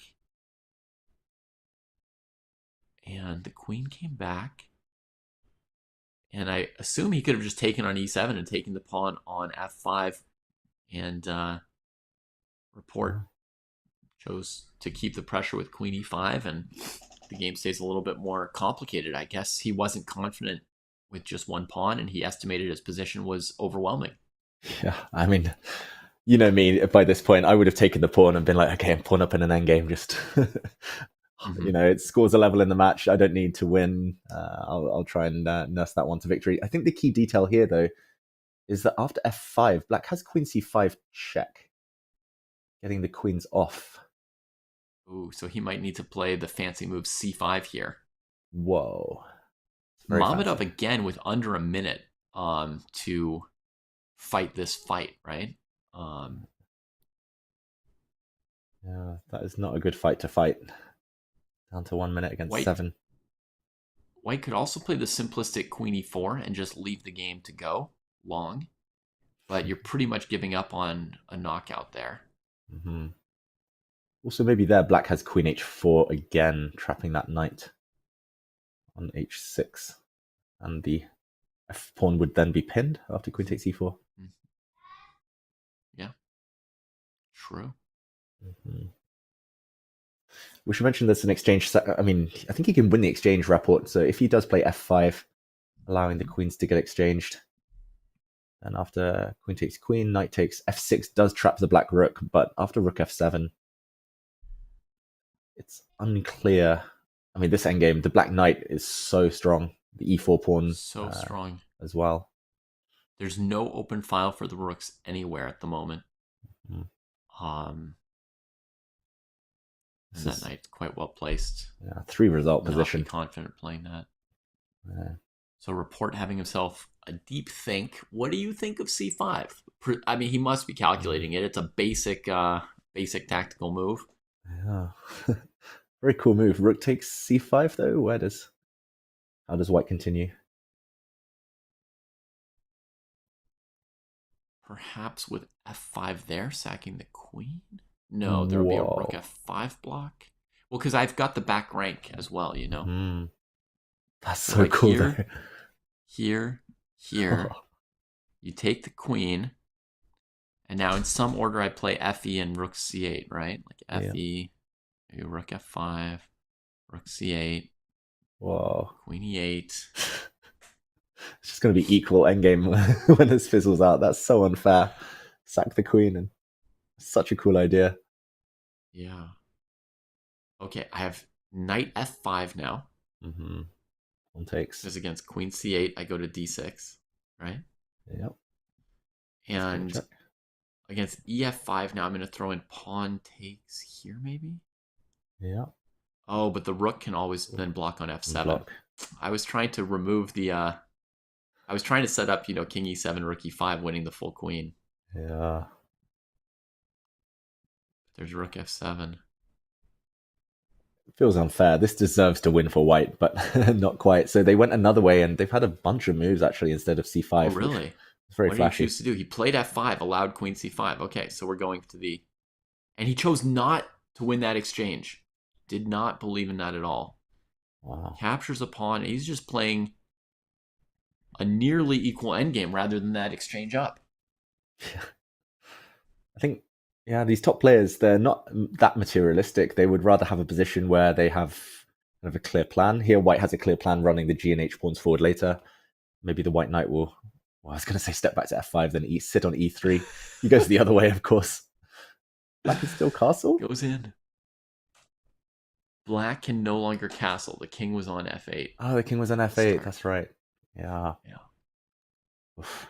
It's moved a few times, actually. I should have remembered. But knight g8, what a cool move anyway. It would be amazing to castle here on move 25. Managed on move 37 once in a classical game. Yeah, it's under 20 seconds. f8. So rook c to e1, threatening the e pawn, or g4 g5, just building up your position there around the black king, supporting that knight, and let black come up with something to do. Normally, when your opponent's in time trouble, actually that's better than direct moves like rook e1. If you just play g4 and let them try and sort out what they want to do about the knight on f6. Yeah. Agree. Looks very tempting. Let's just quickly zoom out. We won't jump to the other game, but just to update everyone, it's looking very level over between Vidit and Amin. Right. Queens are off, rooks are off. minor pieces Amin only. got the time to bring that bishop out of a8 gradually, and I mean, a level endgame's the most he could have hoped for last time we saw this. It won't be enough for Amin Tabatabai. A draw with black will not get him through to the final. Vidit would progress. And what do you think? Hard to see Vidit losing that, I'm going to say. A little bit, especially I was just checking the clock situation, and Vidit has 4 minutes. Amin had been way behind on time from the opening, just struggling to get a real position. So basically, Vidit's clock is the important one. If Vidit were short on time, then I could imagine you could set a trap here or there. You could come up with some idea, and maybe he wouldn't have enough time to react to everything. But Vidit has ample time to handle this position here. Very small chances. Yeah, looking like Vidit, a big favorite to get to the final. Meanwhile, Richard Rapport did go pawn hunting. Can he capture that pawn on e4? That's the big question. He decides not to. Yeah. Okay. I think he actually feared knight e4, knight d3. Or sorry, rook f1, king f1, knight d3. Yeah. Trying to get rook takes c4. So instead he keeps more pieces on the board with his opponent down to 20 seconds. But Mamedov played the endgame last round with, similar time, just 3-second increment, no mistakes. Yeah, this one probably a bit more imbalanced, I would say. As opposed to the bit other one. more. And the knights are maybe a little harder to keep track of in a time scramble. And what do you think? Would rook exchanges long-term favor white or black in terms of planning? What to exchange? I guess on the board, they favor white a tiny bit, but in practice, they might favor black just because of the time situation. Yeah. Narrow enough. Okay. Difference, but fancy moves. Coming in. Fancy moves. Mamedov, he is a speed expert. He's very, very good at blitz. Quite a good bullet player as well, Mamedov. So the clock not necessarily that big of an issue for him. But knight d3, David, does that force at least a draw? White has to be careful because the knight on e3, you can't abandon it with this rook on e1. Rook takes e3 is fully playable. So you could play rook e2, and then maybe he's planning knight f4. Wow, he just gets out of dodge. Okay, but this is fizzling out. Oh, I slightly like black here because of white's king. Yeah, me too. And he chooses not to trade off pawns. That's a sign that he might also be sniffing an edge as black here. If you really wanted to draw, you wouldn't defend e4. You would go after a2, c4, f5, just start trading things. Yeah. Now he wants to play king f6 and take that white f-pawn with his king. King is cut out of the battle, so I think you have to go active rook and try and eliminate enough pawns to... He offers the king and pawn ending. Oh, that is brave, because he might have been down a pawn in that king and pawn endgame. He would have been. Yeah. Wow. I think that was it probably wasn't even a bluff. Maybe he was totally fine, Rapport, but he was also playing on Mamedov's clock. Nobody wants to go into an unclear king and pawn endgame with just 10-15 seconds left. Yeah, Rapport had some time, so he must have used it to check that. I don't think you just gamble on a king and pawn ending at this stage in a in a match when you have time on the clock. Okay, just an update that the other game hasn't changed too much. Just one trade of pawns each between Vidit and Tabatabai, looking very blocked. Very difficult for Tabatabai to break through. Yeah, and this rook endgame, very treacherous. Despite the famous sayings about rook endings being drawn, and despite the level eval bar, I would be very worried and careful as Richard reported. You see 3 or 4 minutes of time advantage just evaporating. So I think he shares my concern. Yeah, I'm feeling apprehensive as well. The black e-pawn is so strong. The white king totally stuck. The white rook keeping an eye on 2 separate pawns. Have to be so careful. Whoa, h3. Interesting. Preparing to play rook f4. Hmm. Black will always have like trade and then rook a3, collecting weaknesses on the other side of the board. Big decision. He's a pawn up Mamedov, but his rook is stuck. This one now should be a draw, I think. Everything disappearing from the board. Right. Had he played king e6, white had king e4, rook's trade on f7, king d5, king e7, king c6, and scarfing the queen side. That's the king and pawn ending, similar to what he'd offered at the beginning of this rook ending. Yeah. Now you'd think rook f6, but he's thinking again. Mm-hmm. Does he want more now? Rook f6 looks like it forces a draw. Yeah. And here we go. Rook Okay. I think they're going to take this one home. Wow, what a surprise. 2 draws in a row. I tempted fate, right, by saying it's so unlikely. Statistical anomaly in freestyle chess, but it is about to happen. Okay, I think we got to switch back over as this position runs out of wood. Mm-hmm. And they'll be back. Rapport and Mamedov will contest some tiebreaks a bit later. In the meantime, Vidit and Tabatabai still ongoing. Yeah, the king side's opening up. Yeah, he's done a good job of opening things up. He's been playing with 10 seconds for the last 5 minutes plus. Yeah. Yeah. And, white's got a weakness on b3. Mm-hmm. So he's trying to trade white's bad bishop at this point to get after b3. And the option there was bishop to d1. That's why Vidit was thinking. And now he's down to 10 seconds himself. See if this match includes 2 flaggings in a row, just like the other one is 2 draws in a row. Yeah.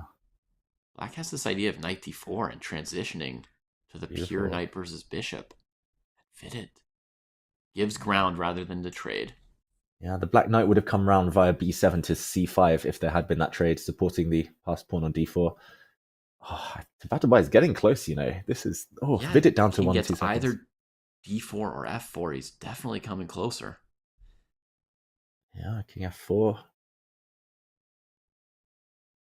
Still some work to do. The white knight will look nice on e4, keeping black tied down. And Vidit looks like he's solving a 20-minute endgame study rather than playing a bullet game here. It's just deep thoughts going on. Oh, knight b7 felt a bit odd. Maybe there was nothing else. Trying to get his knight around to e5 maybe long term.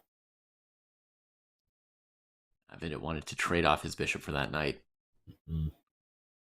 But now knight at least g6. He's untangled those pieces. Yeah. He's headed to c6 now with the bishop maybe. Ooh. Or repetition is fine by him as well. Yeah, Vidit. He had to be accurate there, but I think he's got control still. Tabatabai running out of time. Oh, he made that with 1 second. Yeah. Bishop's coming round. Vidit's making progress here. Definitely.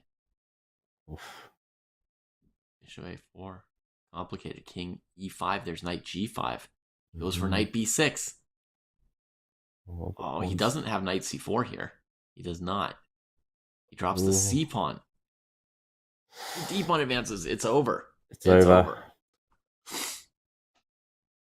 Vidit now, barring a blunder or a flagging, is going to win this game. He's a pawn up, and the black king powerless. If it ever captures white's h pawn, the g pawn drops. White can move the king.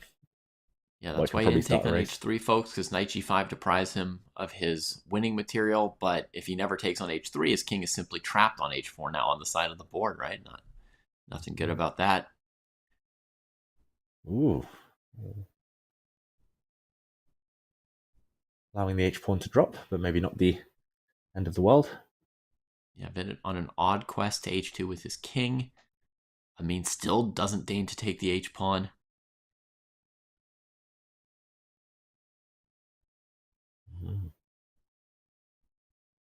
Unclear what he's about to do next. He's bringing his king back around. Maybe he should have played g4, and just tried to get the black king across. Mm-hmm. Yeah, from white side, I would play h4 and trade the pawn. Just, you don't need to win this endgame as white. Just make some trades. Oh. Pawns are rolling. I think Vidit's found the right plan. Black too slow.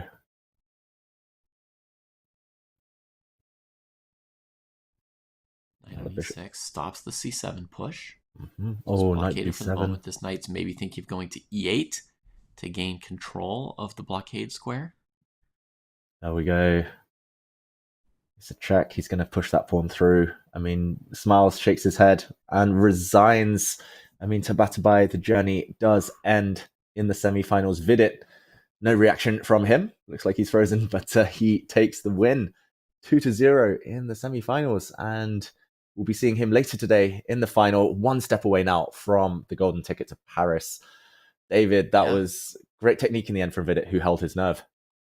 Yeah, and he will have a little break here, as he will have to wait to find out who his opponent is. Rauf Mamedov and Richard Rapport, with a very, very rare occurrence in freestyle chess, a 1-1 draw based on 2 draws, or tied match based on 2 draws. And so they are going to have to contest a tiebreaker in just a few minutes. Yeah, Blitz Chess, it's going to get faster. It's going to get more fun for everyone on this Freestyle Friday. So we're going to go to a short break, but join us again on the other side of this for Rapport against Mamedov for a spot in the final.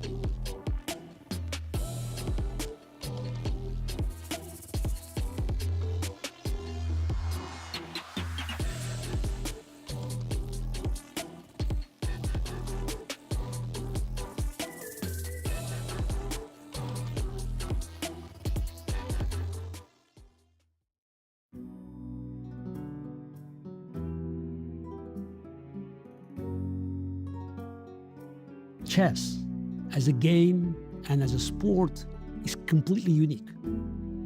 It has hundreds of years of history, rich with stories and anecdotes. Much of that has not only been written about, but we have the actual games recorded in writing. We can go back over 1,000 years to learn about the development of this ancient game. And every new generation of chess players can build on that foundation. We learn from our great predecessors how to play chess better than they did.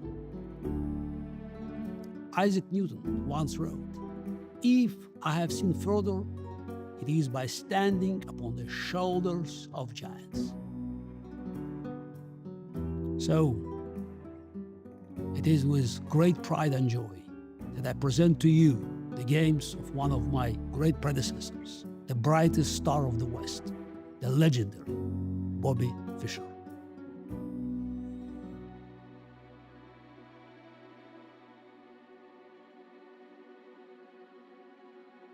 So, to what, like if you had to give one reason, to what would you attribute your win at the Isle of Man? The work which I was doing for the past 2 years and the mentoring I had. True. Do you think luck was a major factor or not? No.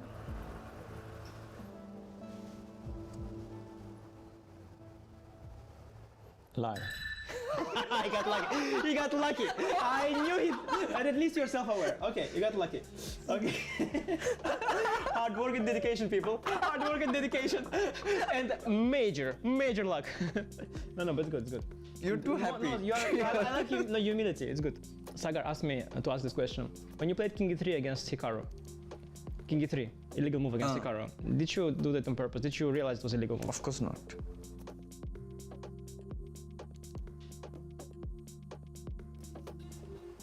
True. Okay, good. Because Sagar was saying that maybe. So when you don't reply on WhatsApp, is it because you like don't check your phone, or you see the message but you're just choosing to ghost it? Sometimes it's both. I sometimes see the message and I make a note that I'll reply, but then I forget about it. And sometimes I also choose not to answer immediately. So yeah, it's both. There is something that he's keeping. There's something more to his answer than what he's just replied. Yeah, no. Basically, you just don't reply. Okay, I know, So but his answer is probably mostly true. No, but I know. Some Yes, things I understand what he's giving, sort of. Mostly true. It's No, but I you choose to hear what you want to hear. No. I heard what I had to hear. It's fine. I just know. Did you start learning the guitar mainly to appear more attractive to the opposite sex? I knew this was coming. I knew this question is going to come. Yeah, it did. It landed. Yeah, I think it was one of the reasons. True. Did you move to Mumbai for the same reason? It was one of the reasons. Also true. What else did you do for that reason? Travel. Okay.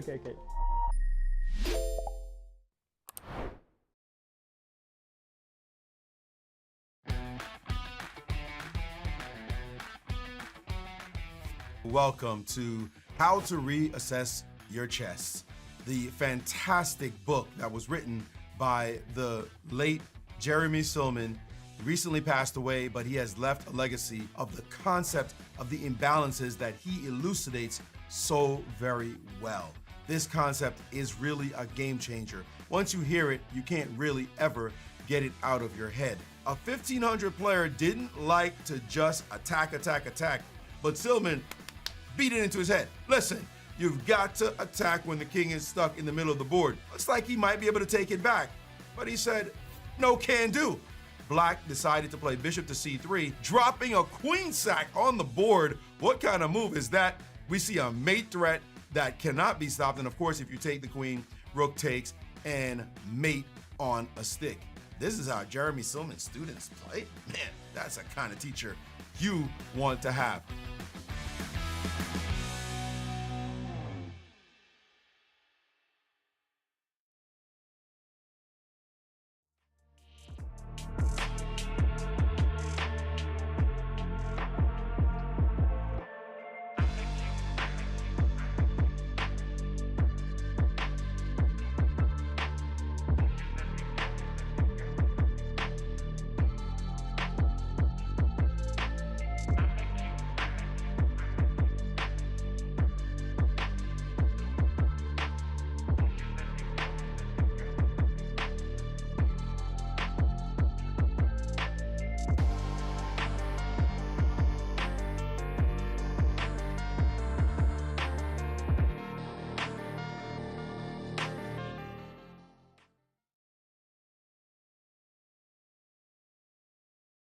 He is the king of Weisenhouse. Vincent, just fantastic understanding. His chess was perfect. What a thrilling start to the Freestyle Chess Grand Slam Tour 2025. Now, the journey continues. The Freestyle Chess Grand Slam Tour moves to its next destination, the City of Love. From April 7th to 14th, Paris will host one of the most exciting chess tournaments of the year. Be part of the event and see who takes home the $200,000 grand prize. Magnus Carlsen and Vincent Keymer, champions of the Freestyle Chess Grand Slam in Weissenhaus 2024 and 2025, will join reigning world champion Gukesh Dommaraju to face a world-class lineup featuring some of the biggest names in chess. Joining the tour for the first time are Arjun Erigaisi, Pragnananda, Hans Niemann, Jan Nepomniachtchi, and Maxime Vachier-Lagrave, ready to challenge the competition alongside Alireza Firouzja, Hikaru Nakamura, and Fabiano Caruana, who will claim victory at the first ever Freestyle Chess Grand Slam in Paris. Stay tuned.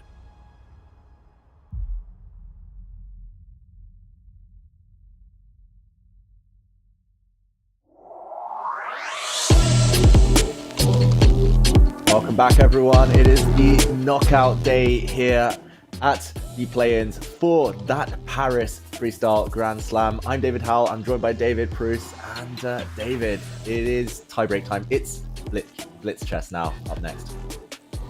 Yeah, Blitz chess up now. My man is out, Amin Tabatabai. I put my mouth on him. I don't have money to bet, but I I bet on him. I was wrong. You bet on Richard Rapport. He is now going to be in a Blitz tiebreaker. And do you think that helps or hurts his chances here against the qualifier Rauf Mammadov of Azerbaijan? Yeah, we're about to find out. Richard Rapport will need his speed. We have slashed the time now down to just 5 minutes per player. They do have a 2-second increment though after every move. Yet again, it's best of 2, with the players alternating colors, fresh positions every game, of course. And if it's 1-1, if it's still tied after this next set of 2 games, then it's Armageddon chess. I'm going to stick to my man. I'm still going to say Richard Rapport starts as a small favorite. It looked like he was on the front foot for most of that last game, but Rauf Mammadov, he's the qualifier, still standing, the player from the Swiss who's still in with a shot. Yeah, Richard had the advantage in both games in their rapid match. Unquestionably, out of the opening, he had the better position both times. It's some chances in the middle games. But once they hit the end game, Mammadov held both end games with no trouble just off of his 3-second increment. So it feels like he's a very confident speed player, and his end game is very solid. If Richard wants to beat him, maybe he needs to find a knockout earlier in the game. What do you think? Yeah, knockout earlier in the game wouldn't go amiss, of course, for either player, but this is the start position. This is the position they begin with. Some new ingredients here, David. Loose pawns that you're highlighting can be attacked as well as early as move 1. Yeah, we got those hanging pawns. Queens have their eyes on them.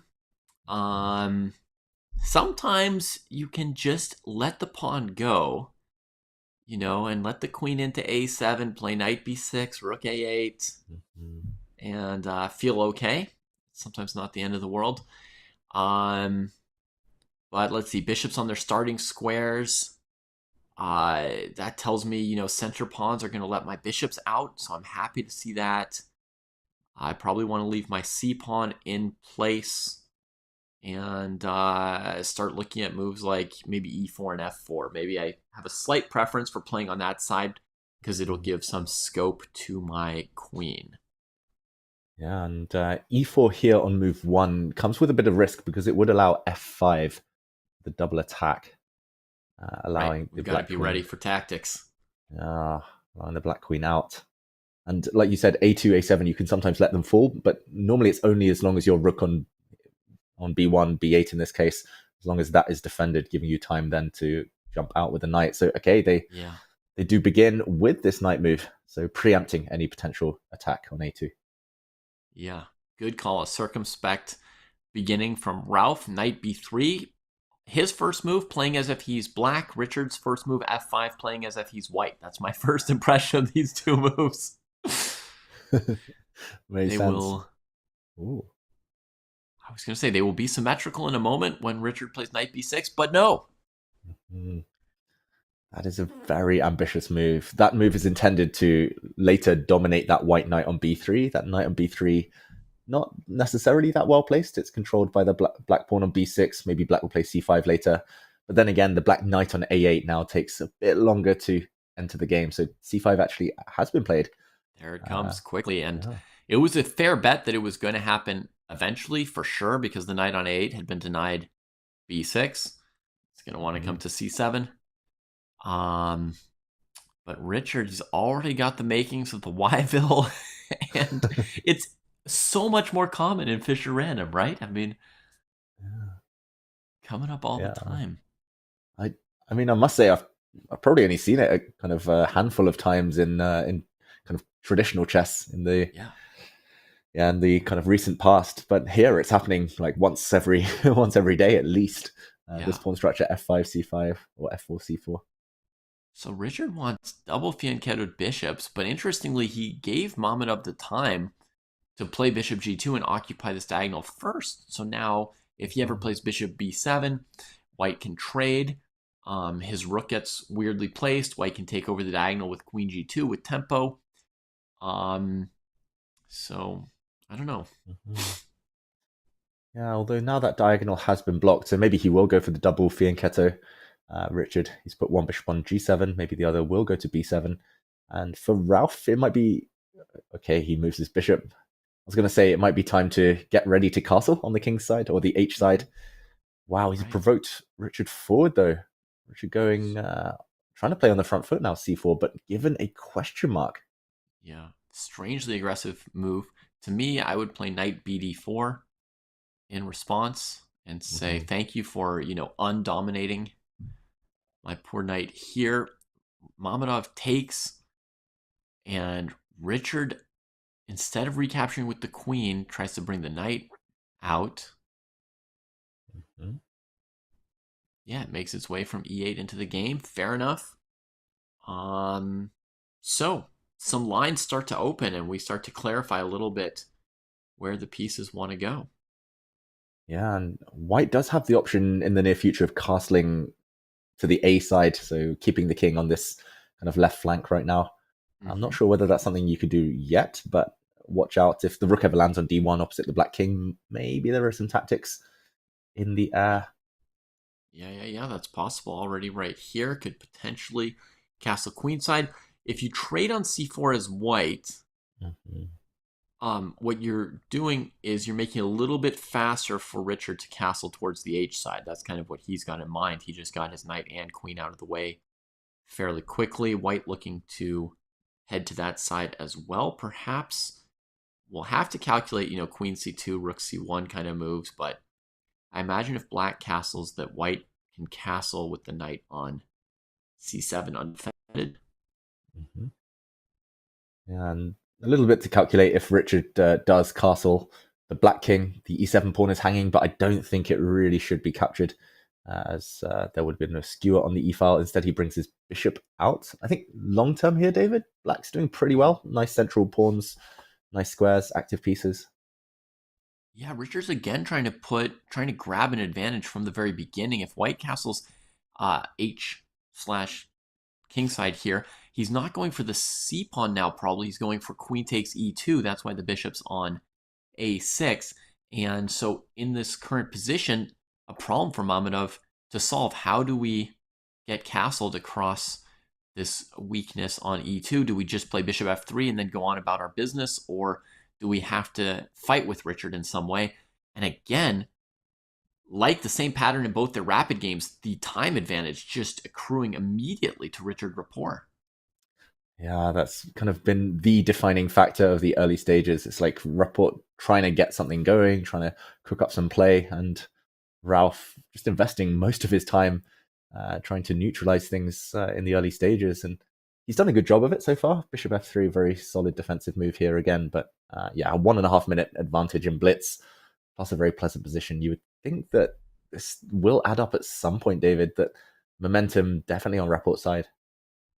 Okay, he comes up with a very sneaky move. His idea is that if white castles, he's going to plop the knight on d4. You won't be able to take it, right? Because of the queen getting lost.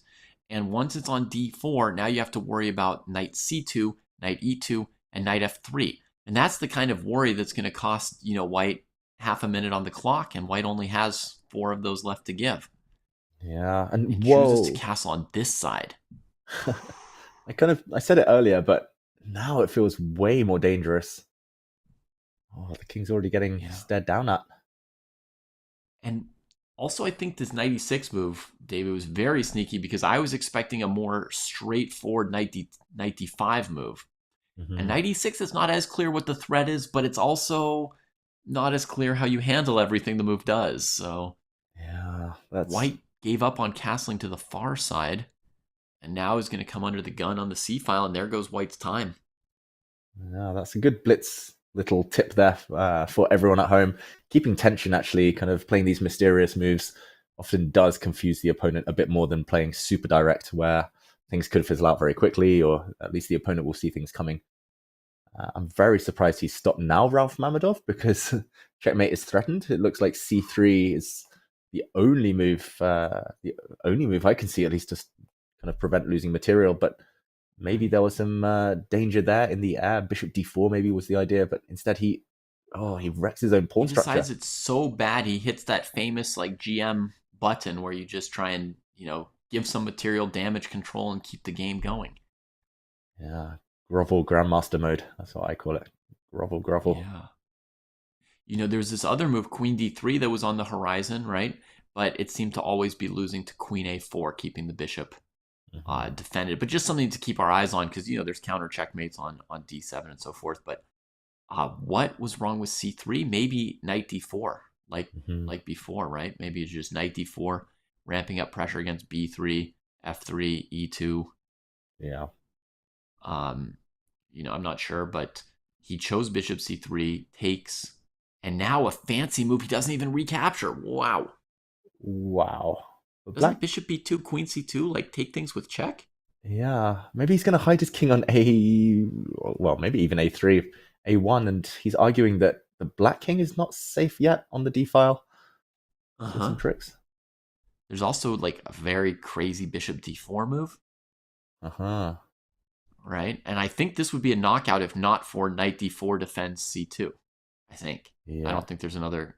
Well, I didn't see another obvious move for white. You know, mate threaten and Bishop E3. Okay, they've come up with something. Let's see what's happening. Wow. Queen takes E2 was the choice. Wow. Okay, grabs a pawn there. White can take either bishop now. Takes the one on E6. Now he can trade on D1, right? He does.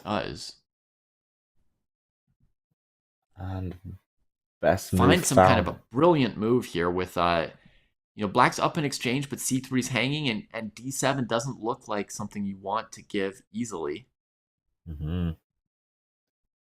Rapport gives up his bishop, so now the material count is a rook, and is that 2 pawns for the bishop and knight? Yeah. Small material advantage for black. I think the key detail is he's going to be able to trade the rook with E6. He does. Whoa, sorry, the moves went so fast. Sorry, folks, here. Bishop F3, he traded the rooks. And then develops the remaining rook. So it's an edge for black with the 2 pawns, but not fully a knockout yet either, I would say. And this is, again, something we touched upon a couple of days ago. I was asking you, rook or bishop and knight, which one would you pick? And traditional wisdom does say that, you know, bishop and knight tend to be better than the rook alone, but a rook on an open board like this, not facing any white rooks, is going to have a lot of range a bit later. And there's going to be a lot of pawns. Also, the clock, David, it's been a factor for last few moves now. It's going to be a factor for a while longer. So Rapport's plan here was G4 and then H5, H4, even as a pawn sack, just to break open his rook on the H file. So white plays G4 to prevent it, and Rapport fancy move H5, trying to gain light squared control and push that bishop around. Bishop takes H5, rook H8, the tactical justification. This is looking bad. That was sick. Yeah. That was beautiful. I was going to say H5 is such a Rapport move. He's so good in endgames, which isn't always the case for these creative players, but he solves these endgame problems in really study-like fashion, always. Black has to watch out for knight E3 as well. It's knight H2. Ooh, king F4 now. He's coming. The knight is that's caged. great, controlling the knight. And the rook can switch over to the other side if you don't want to have your pawn on G3 and your rook stuck on H3. G3. So white is now planning to sack the knight on G3 and take the D7 pawn. And Richard says, let me keep one more thing on the board, you know. I remember that game the other day where Mamad Yarov ran out of pawns against me with a rook versus bishop, D6, and that's the end.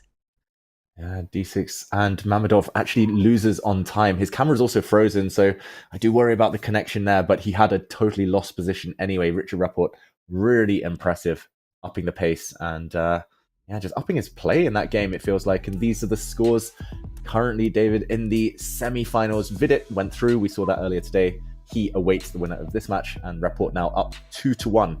Mamedov in a must-win situation in the next Blitz game. Yeah. First blood in this match that started with 2 draws. Mamedov, now he's going to have to make sure his connection is stable. First of all, that's like that's sort of like your tool as an online player. It's your internet, it's your mouse. They gotta be functioning with very little lag. and you want to be able to just focus on your chess, of course. Yeah, I mean, tech stuff aside, which is always an issue, I think he just needs to speed up, David. In the early stages, he's not trusting himself enough. He's 2-3 minutes down, and yeah, I can confirm our production team, our fantastic team behind the scenes, they are saying his connection was stable. It was on our side. It was just struggling to keep up with his camera. But yeah, for Rauf Mamedov, he just needs to play quicker in the early stages. It's clear now he cannot forfeit 2-3 minutes and get away with it any longer. Yeah. I mean, he got away with it 2 games in a row, right? But was it the time pressure or the fact that that endgame was finally like a sizable advantage for Rapport, and that he played it in like a very powerful and energetic way? Because that flurry of tactics when Mamedov castled queenside kind of riskily, and then he played bishop c3, bishop d5 looking for a way out, felt like the endgame he got out of that was worse than the ones he had in the 2 rapid games. Yeah, that is true. Although when the tactics were starting to kind of erupt, he was already down a couple of minutes on the clock. He was down to 1.5 minutes, and even if his position were kind of slightly less bad than it ended up being, I think he would have been up against it. Now there's a smaller increment as well. It's up to the players to adapt, and yeah, at least he gets white in the next game. Rauf Mamedov, he hasn't had any great openings though, David. He just had white, unfortunately. Oh, he just had white even. He gets black in the next game. I was going to say, yeah, at least he'll get white. He can dictate the pace of the game, but no, the openings haven't been in his favor. It's looking tough for Mamedov to bounce back. Yeah, it's interesting. You know, I feel like, as you say, that he was playing with low confidence, right? That's part of the time trouble, but also the moves that he was playing felt kind of defensive with white from the first move last game. Maybe having to go all out and having to win kind of shifts your focus where you can play with more confidence. But here's the position reveal, and what do you see here, David? Wow, I see bishops all in the corners, and I mean, I have a little bit of experience, not as much as some of these guys in Freestyle, Chess 960, Fischer Random, and often that doesn't necessarily lead to the most fighting games. It often means all bishops come off very early on. And okay, queens and knights still on. Of course, there'll be trickery, there'll be play, but I don't think Mamedov's going to be too happy with the outcome of this start position. Yeah, it's actually my least favorite kind of 960 positions are all the sets of them that have 4 bishops in the corner. I'm okay with 1 bishop in the corner, right? Because obviously there's only one way to develop it, but it's not the end of the world. Only if the opponent has a bishop in the opposite corner as well are we looking at potentially playing the entire game without bishops. Hey, how do I get the bishop pair advantage if I have to trade all 4 bishops in the first 4 moves? Yeah, exactly. I did an analysis of my games at one point in my, this is a few years back, and I literally 75% of the games I won were when I had the bishop pair. So, I mean, I would just, I mean, no chance in this start position. Yeah. Good luck. Yeah. You just play G3 and offer a draw, right? Exactly. B6. Okay, that's enough for me. Yeah. But, another thing I've analyzed a little bit, not like exhaustively, not with supercomputers or anything, but in general, in most of these positions, I found that if you play E4 and your opponent plays B6 attacking the pawn, and you play G3, so this is white trying to keep pieces on the board, I found these positions are often even slightly better for black from move 2 on, when you've got this pawn sitting in the center and you're the one getting the pawn attacked. So it's not my preference to keep bishops on that way either. Yeah, let's go to the players now, because the game has started. It looks like the first bishops have left the board already on that light square diagonal.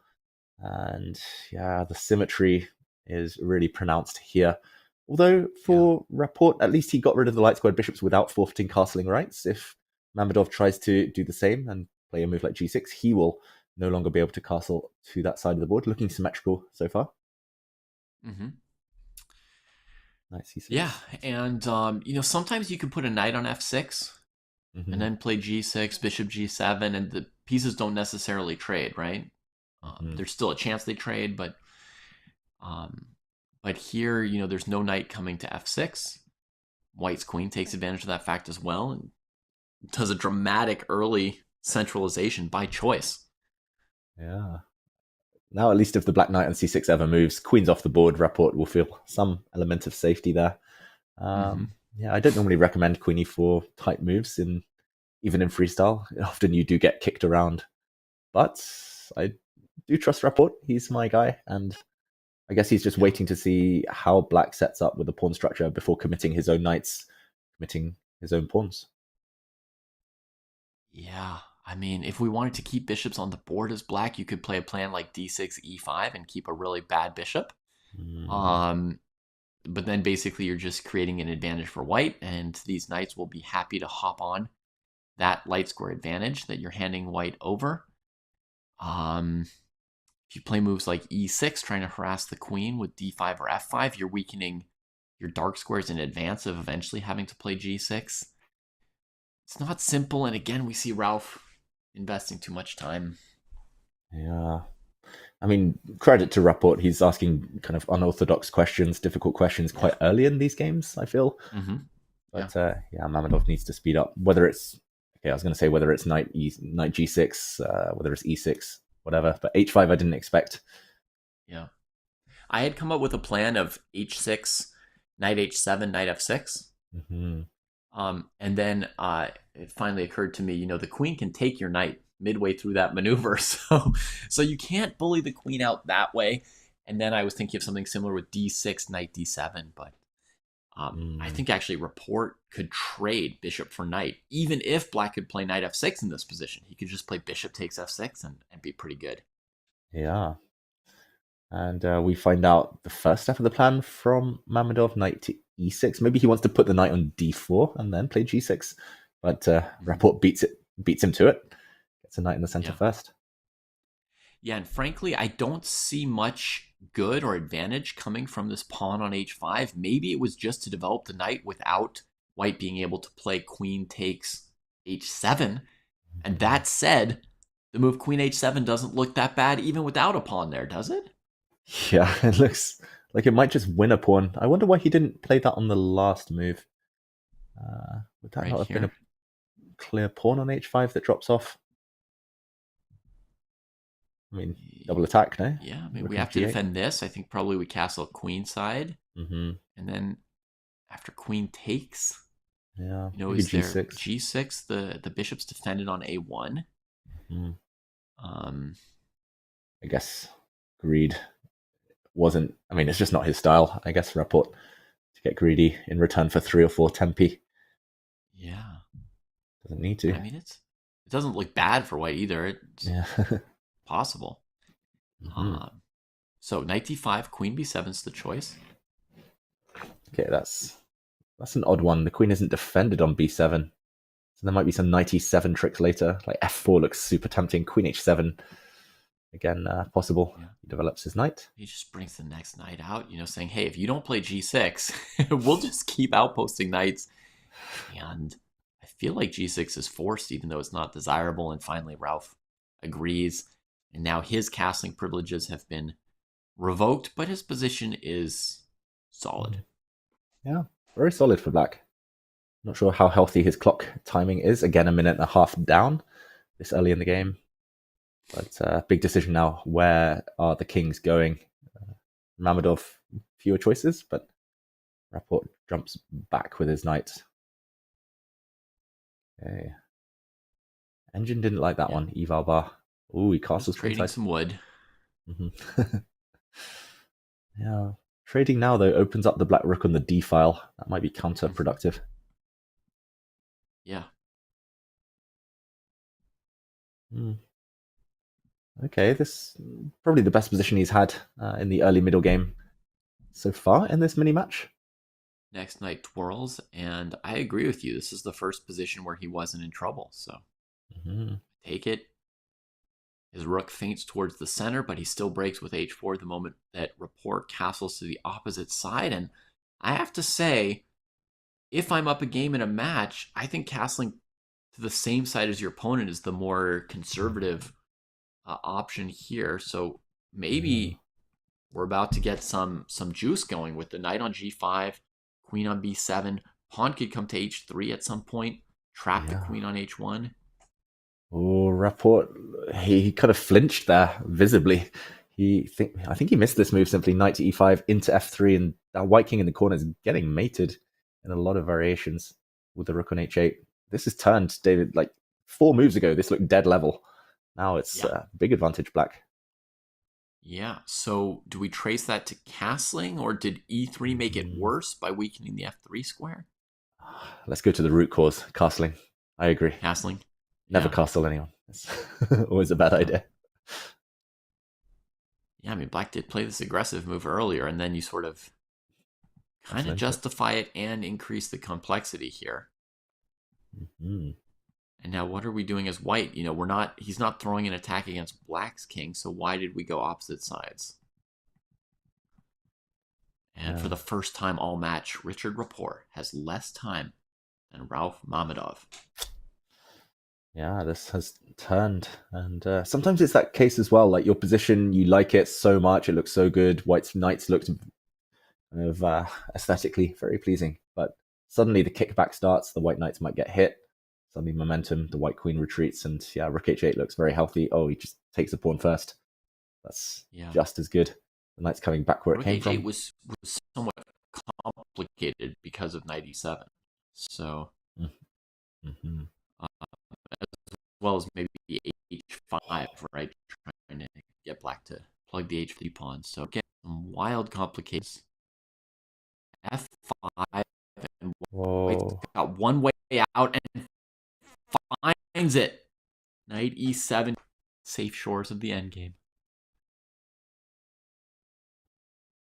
Yeah, but checkmate still threatened on h2 right now.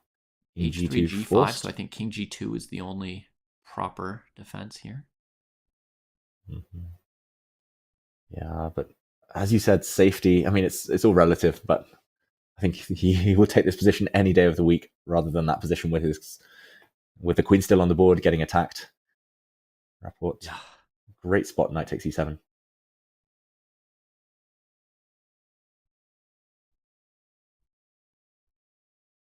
Now he's got the king position kind of closed, maybe even a passed h-pawn in some scenarios. Black has the f3 square for the knight, but I see the white king starting to get involved. Maybe I'm too optimistic and would get myself mated, but I feel like this king can both help the h-pawn and sometimes come to f4 and force black to, force the black forces to reckon with this attack.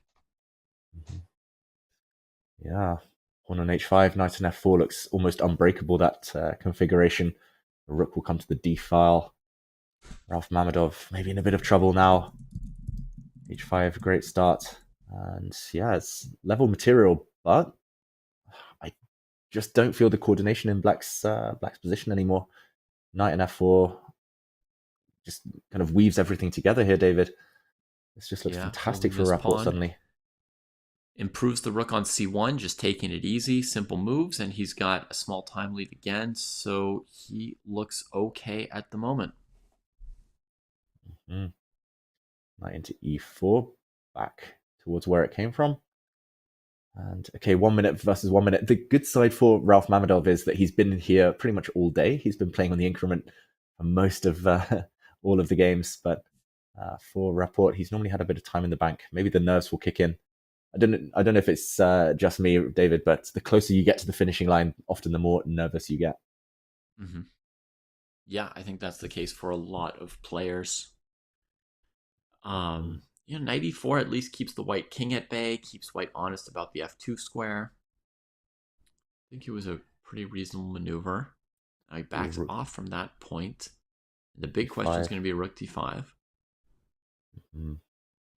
It's very tempting to play rook takes g4 there, I've got to say. Was it not? I thought so too. Let's show that position for a second, folks. This is the instinct. Certain positions are just pretty great for knights, and this is, you know what, David? The computer even agrees with us.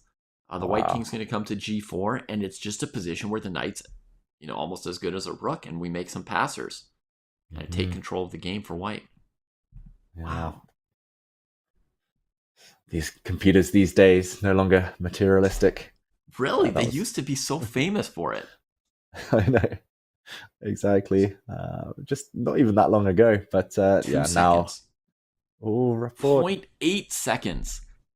Rapport has come up with a very simple plan, of just kind of pressuring F5 to sort of force simplification of the game, I think. But Mamedov almost out of time here. Oof, he has to move. He's going pawn hunting with his knight. Is that the wrong direction? Rapport covers everything. The knight's actually almost trapped. Will have to trade itself off in a moment. If he really wants to simplify, H6 is even playable already. Or he could keep going after the knight, right? Make it go to E4. Yeah, that's the choice. Okay, rook to G5 now. H3 or rook here. 2 ideas from black. So if you go rook H1, you need to be prepared to sack the F2 pawn, so rook G5. Just preparing to make some trades. Rapport, though, it's going to be a pawn up in any ensuing endgame. Rauf Mamedov was like already gesturing, and rook exchange is going to be hopeless once white puts a rook behind that passed pawn. Oh, he's got this one. That's the end of it. And there we go. Heartbreak for Rauf Mamedov after such a great run through the Swiss, through the knockout tie breaks and everything until the semifinals where he meets Richard Rapport.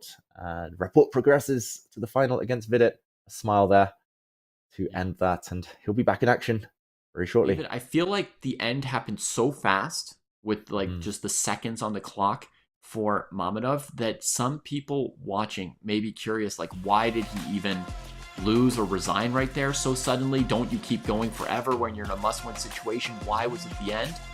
And so I just want to quickly say that with the rook trade, black could no longer coordinate any threats against white's position. Plus, with the white rook behind that passed h-pawn, black was going to be forced to bring the rook all the way back to this passive square on h8, from which you just have no winning chances, and the white king can come out and start eating your pawns. In some situations, you might still try and keep groveling for a small hope at a draw, but given that he needed to win this game, he just said, that's fine, I know it's over, and that's why he gave up. I'm sorry to break our normal flow, but I'm just sensitive to, there are probably some people who are like, why did he resign in 3 seconds? You will never hear me complaining about more analysis of rook endgames, David. It's a passion project of mine, trying to convert the world into seeing the beauty behind these very simple looking positions. But ultimately, yeah, for Mamedov, his rook was going to go passive.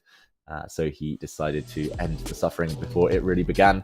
We will be back very shortly with a final golden ticket for Paris on the line now. It's going to be Vidit against Rapport. In the meantime, go get some refreshments. We'll be back in just a few minutes. See you there.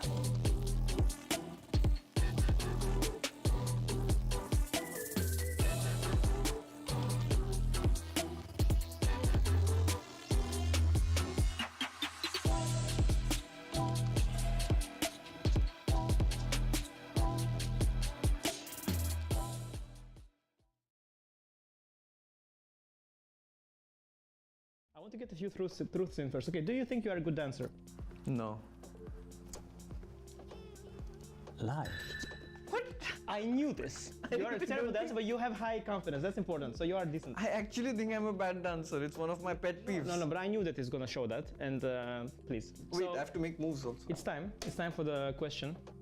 He's getting nervous even if when you just said that you were going to ask him a question. Yes. No, because really nervous. Because the thread is stronger than the execution. It's one of the chess things. Do you consider me a friend? Yes. Yes, true. Good friend is a different question. That's fine. That's fine. I'm not gonna push it. Obviously, I've had my. Have you ever, as a spectator, rooted against me when I play chess? Maybe. It could have been. Not sure. Yes, he did. He did. I know he did. Okay, that's fine. That makes two of us. Did you hate me for making you walk from Hotel Hoogedaan to our house in Wijkenzee when you were my second? Briefly, very briefly. But very intensely. Yeah, sure. Yeah, no. No, hate fair. comes naturally to me. Yeah. Okay, speaking of friends, do you consider Samay your friend? Yeah.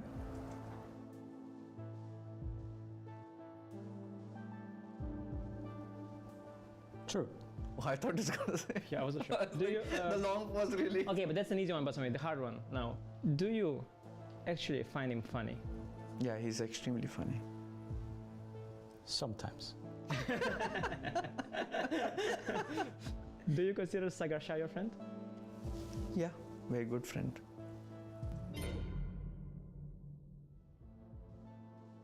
Well, sometimes. Oh my god! Vidit!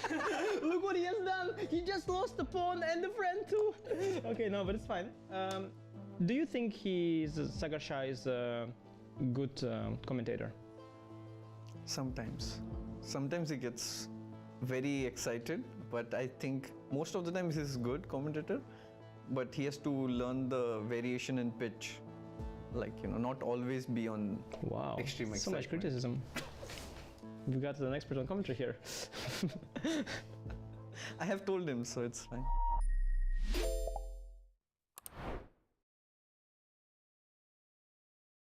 Do you want to add to your resume and earn up to $1,000 too? Chessable Research Awards are for you. Head to chessable.com/research_awards and apply today.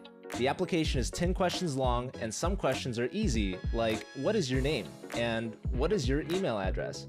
Application questions also ask you to tell Chessable about a chess-themed research project that you want to begin or about chess-themed research you're already doing. Past winners' topics include detecting chess cheaters and scuba diving in chess.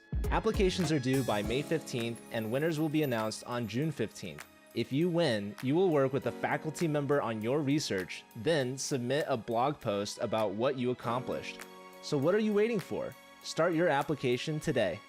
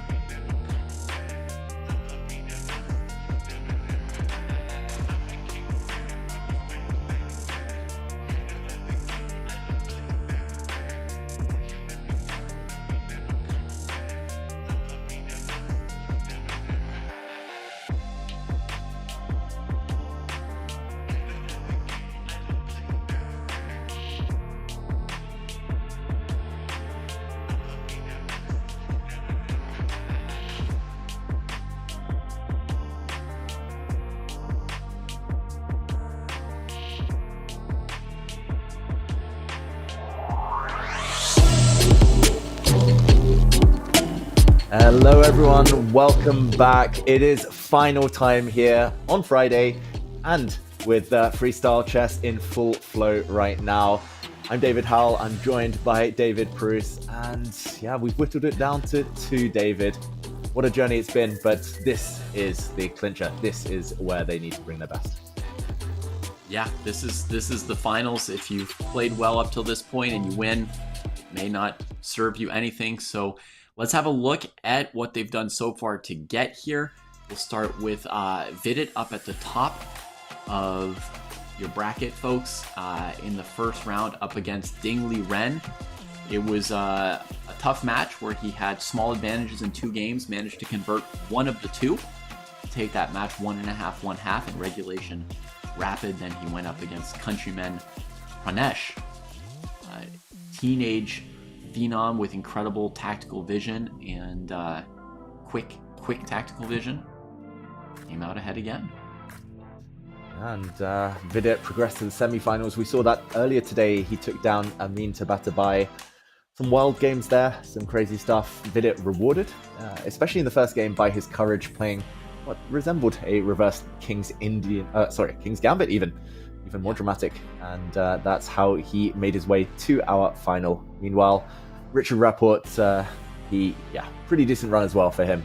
Faced Jan-Krzysztof Duda, won the first game, comfortably drew the second. David, the only real blip for him was that near miss, that kind of lucky escape against Mamedyarov. Yeah, the first game against Mamedyarov, he looked to be done and dusted, like, they were already ordering flowers for his family. And then somehow he won that game, which was just too much for Mamedyarov to take. Mamedyarov hardly showed up in the second game, and Richard took that match as well. But that was a scary moment there in that first game. Then he went into this match against Mamedov we just watched. We saw improbable 2 draws in a row in their rapid games. Mamedov showing great defensive resilience, but Richard was always kind of pressing throughout the match and ends up taking it with winning both Blitz games. He wins 3-1. He's looking good, but Vidit has not yet even had to go to tie breaks. He's been in control of every match he's been in. Yeah, Richard Rapport, the bane of Azerbaijan, knocking out 2 Azeri players in a row. But he's had a bit more chess today than Vidit, who will be feeling fresher. We should mention there is going to be a 3rd place playoff, so Amin Tabatabai will face Rauf Mamedov, but we will not be focusing on that. This is where the money's at, literally, as the golden ticket to Paris is on the line. Only one of these players will be joining 11 other elite grandmasters in the next Freestyle Chess Grand Slam next month. And what a juicy prize that golden ticket you allude to, David. Oh my goodness, what I wouldn't give to be in Paris, France in April for that tournament. Oh my goodness, what a place to be, what a crowd to be in. Yeah, and Rapport and Vidit have their achievements in their career already. Each of them has played in the candidates tournament for the World Championship. They've each made it to that 8-player tournament, so they've punched a golden ticket before. It's not like they would feel like complete strangers at that Paris tournament, but I would guess that even for them, they really want to get this. Yeah, they really want to get this. Remember, for these Grand Slams, there's a huge amount of money on the line. $200,000 first prize in Paris. So, this next game, it's going to open up that possibility. It's going to bank them kind of a minimum amount, let alone that potential juicy prize if they continue their hot streak. But yeah, David, as you say, they've both had these huge occasions in their careers before. Candidates tournaments, Rapport's helped prepare for World Championship matches. Vidit winning the Grand Swiss. And this next one, though, eyes on the prize. It's all about Paris. Yeah, eyes on the prize. And they still have more to give in the chess world as well. I feel neither of them has fully peaked in terms of their career. Vidit reaching his peak rating around a year ago when he was qualifying for the candidates, and relatively later in life for a peak, but I personally think he's still improving as a player. So interesting to see how far they can go and how they can compete with the world's top 10 in Paris if they can make it there. Yeah, and let's remind ourselves of who is awaiting one of these two finalists in Paris. And here we go. A pretty decent field, I'm going to say. Magnus Carlsen, of course, world number one there, alongside the likes of Hikaru, the world champion Gukesh, Vincent Keymer, the winner of the first Grand Slam of this season, in Bison House last month. And David, yeah, what an honor it will be for either of these players, for anyone to be at the table. Yeah, a lot of people excited about the possibility of Hans Niemann versus Magnus Carlsen again, or maybe just the possibility of Hans Niemann, period, regardless of who he plays. You know, an outspoken player who has made clear that he's aiming for the world championship and nothing less, so he'll be wanting to win that tournament. Maxime representing France, but I want to quickly call out Arjun Erigaisi there, who is playing in a closed tournament for one of the few times in his career.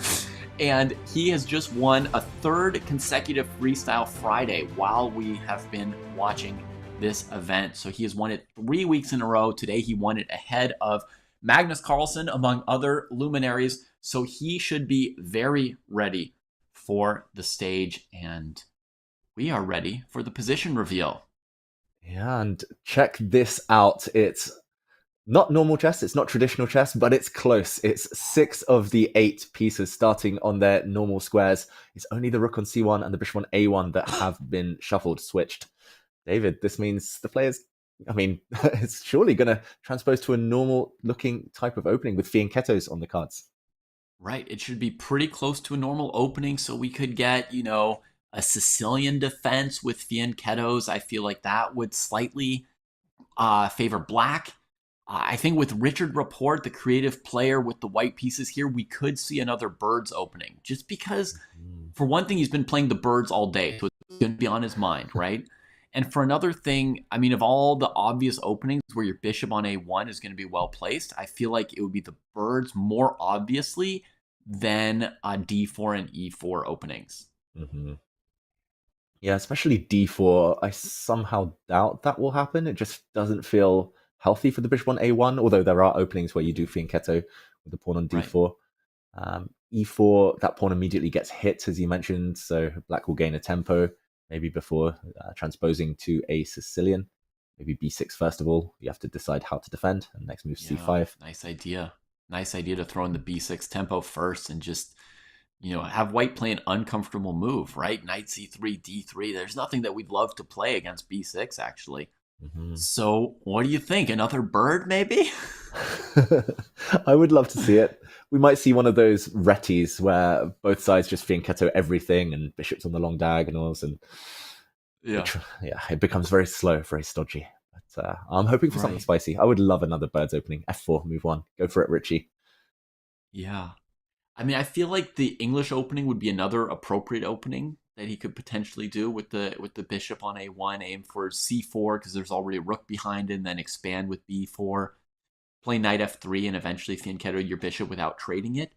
Mm-hmm. But the bird looks pretty plausible to me. I might have a go at it if I were given this position here. Yeah, I think the one question that these top players often ask themselves, though, is how to ensure there's not symmetry for too long. And one question in our start position would be if white were to play c4, symmetrical English type positions. Likewise, d4, maybe there'll be d5 and it'll get blocked very quickly. So the bird is maybe one of the few, especially in normal chess, where you'll never see f4, f5, because there might even be some quick gambits and quick attacks. So yeah, I like the idea. Yeah, f4, let's see it. You know, I actually had f4, f5, e4 in a game long ago when I was in the 1500s. Okay. And I played e4 as white when my opponent tried to play the symmetrical bird, and I got a crushing position immediately, won the game pretty straightforwardly with basically a Fromm's gambit with your pawn on f4, so you can break with f5, and it's crushing. If black wants to play a symmetrical bird, they should play f4 e6 or f4 b6, and then, you know, bishop b7, and then later f5, a move or two later. So, a bit of opening theory there for all of you ever wanting to dabble in the birds. In this game, however, it's heading towards that Sicilian, maybe. We did predict this. E4, b6, and the white knight defends. This could transpose to some Sicilians. For example, the Carlsen Sicilian, I think it might be called. where black plays c5 and white just plays d4 very quickly, brings the queen out, drops it back, and bishop on the long diagonal often tends to be a good spot for it, surprisingly. Yeah. Honestly, I'm surprised to see Vidit thinking so long here. I feel like c5 is absolutely necessary, super important move, and then he doesn't go for it. And let me just say, folks, the bishop on a8, my feeling is it's a little bit finicky, and that's why I feel like there's almost a strategic imperative to play c5 here, because if you don't play c5 and white plays d4, now you can never play c5 anymore because white will play d5. And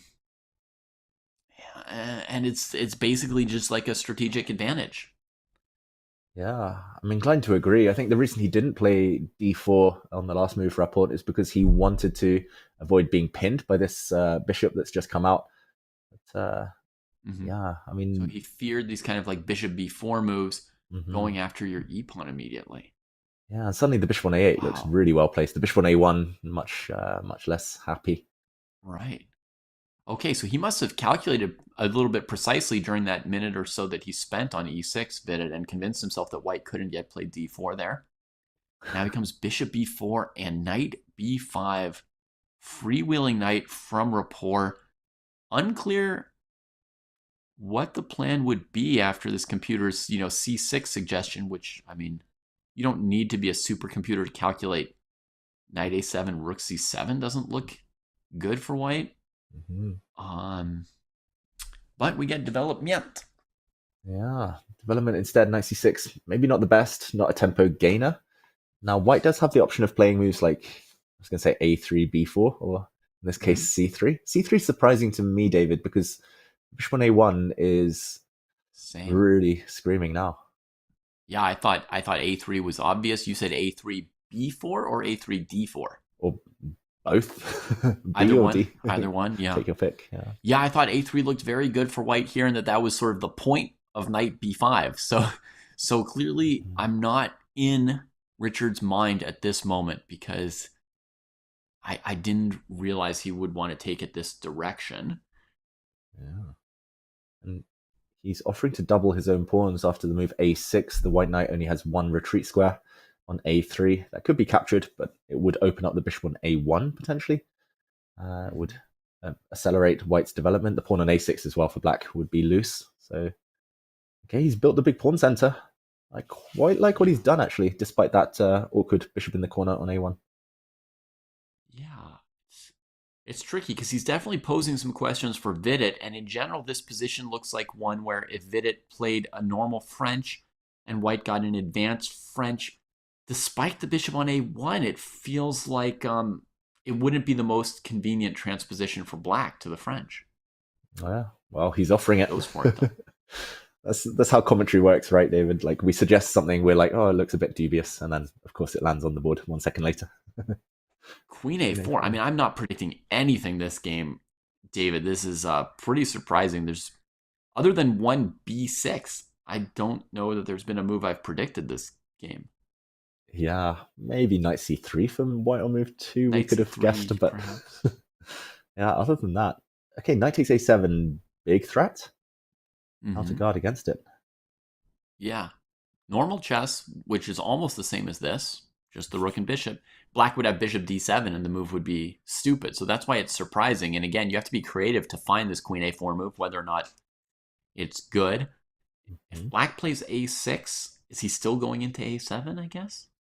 Wow, yeah, very possible. That the idea? And then b5, maybe queen a6. Yeah, e4 is really hanging. Know what I'm doing here. E4 is hanging at the end. I don't know how relevant that is. Right.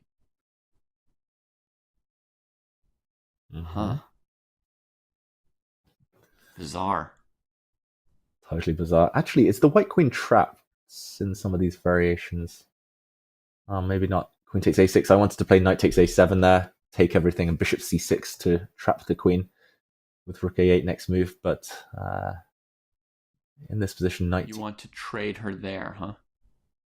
Yeah, I wanted to get her, but knight e5 is a bit of a annoying resource to have to deal with. Maybe, wait, d takes e4 instead of... And if d takes e4, then Maybe there's some resource with bishop b5 check coming, but bishop b5 check c6 immediately will lose a piece. So I set it up with knight e5, and then perhaps this very, very tame move, c6. Just stopping bishop b5, and the queen is still kind of, yeah. Yeah, stuck is a good word. Very hard to assess.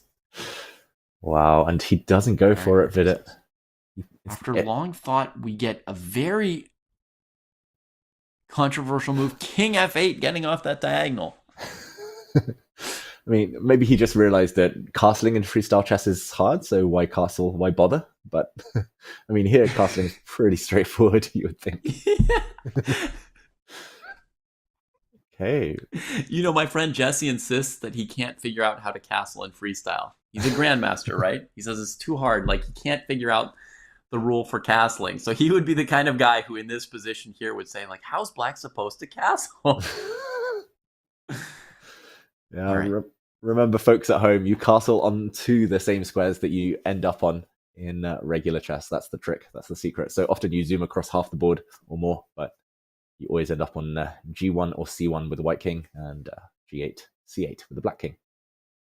Yeah. Here we got one move that makes sense to me, David. So I'm finally, some point that I can lean on. Black's king is not castling, so as white, I would want to trade pawns to potentially open the center versus playing an advanced French where there's more time for them to rearrange the pieces and deal with the king. So this move makes sense to me. Then he decides queen e4 could be annoying. He develops a bishop while preventing it. Yeah, very logical, the last couple of moves. Yeah. I agree, like blocking the center, too slow. At last. Now, also looking towards the future, I'm definitely going to want to play c4 at some point in this game to activate the bishop on a1. But yeah, playing b3 or activating that bishop somehow, it will force the white queen to maybe return first. He plays c4 instantly. Wow, he's really going all in here. Maybe it's not that committal, actually. Maybe the white queen will at some point find a better square, and then b3 or something along those lines will happen. The king on f8, very misplaced, though. I fully agree. He's allowing bishop b4. Maybe he wants to join him in playing some funky king moves, or maybe he can just drop his knight back to c3. Yeah. That's not the worst bomb cloud I've ever seen. Bishop b4, king e2. Yeah, at least this one, king e2, the bishop's already out, the rook can go to d1. Life can continue. Okay, where could the black queen go? Is she going back home? Is she going to h5? I always get confused. I must say, the one thing that's bothered me since I was a kid, and I really should look into at some point, is the Scandinavian, when black takes on d5, like castles long quickly and puts a queen on h5, and especially if the white king is castled, it gets it gets very double-edged. Yeah, those are positions where you often have opening disasters as white. They're playing something that's not supposed to be that good, and then tear you apart in 10 moves with black. Or black gets the queen trapped on h5, and then it just looks silly, like queen h5, maybe just h3 followed by g4. And whoops. Oh, if white hasn't yet castled, yeah. Yeah, if white hasn't castled yet. Okay, Vidit taking a long time to make this choice that David says, just retreat her or send her over to the king side. I would expect her to go to the king side, but maybe h3, g4 is in question here. Yeah, very much so. She's lacking squares over on that side. Oh, also support, simply like queen h5. If we show it, maybe h3. Normally you would say, oh, knight f6 and g4 has been prevented, but white can still castle queenside or the a side and g4.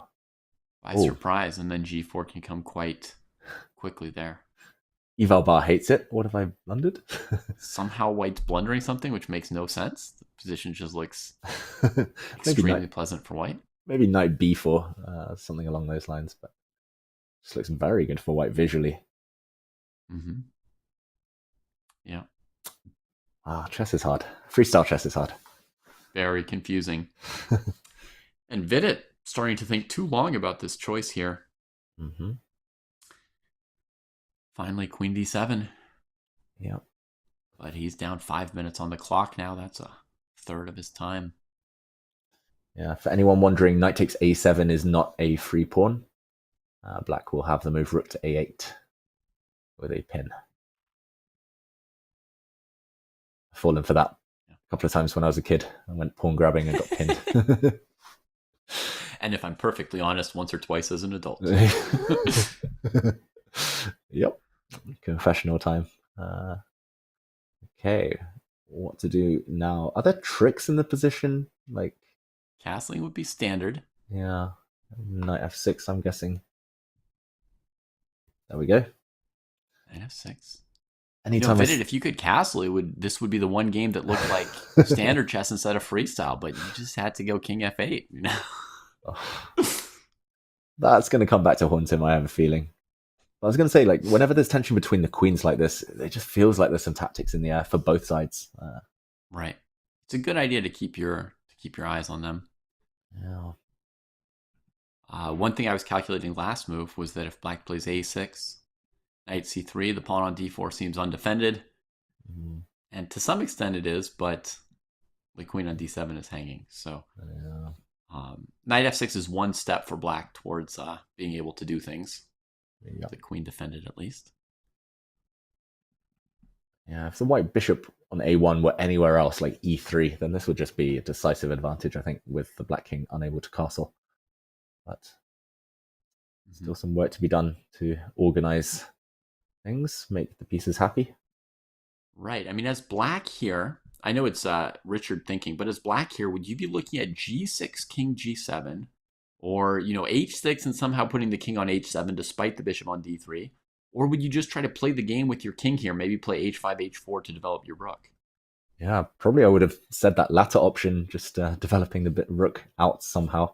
But okay, I think that's all moot now because Richard has pressed some kind of chaos button.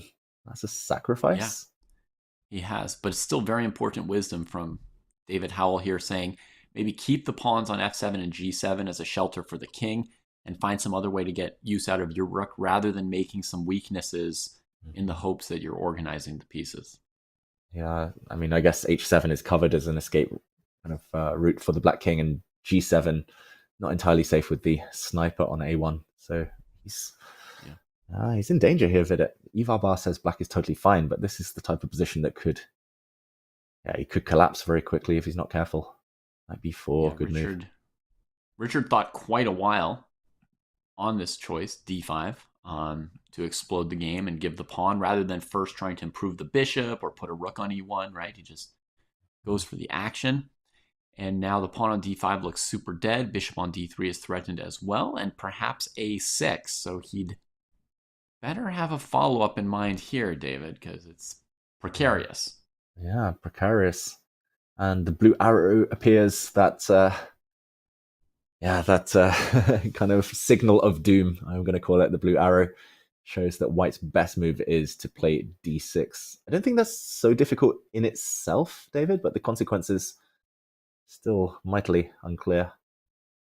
Honestly, I don't know what move I would make as white. So this is the kind of moment where you really need a super grandmaster piloting the situation because, the bishop's hanging. I don't really see what d6, bishop takes d6 does. d6 is the kind of move that occurs to me for a second. It's like one of the things I can do.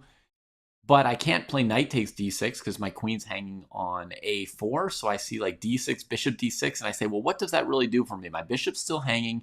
Now there's bishop takes f3 to worry about, and I'm back to what am I trying to do here? And, usually I play moves like bishop c4 or rook d1 in this position.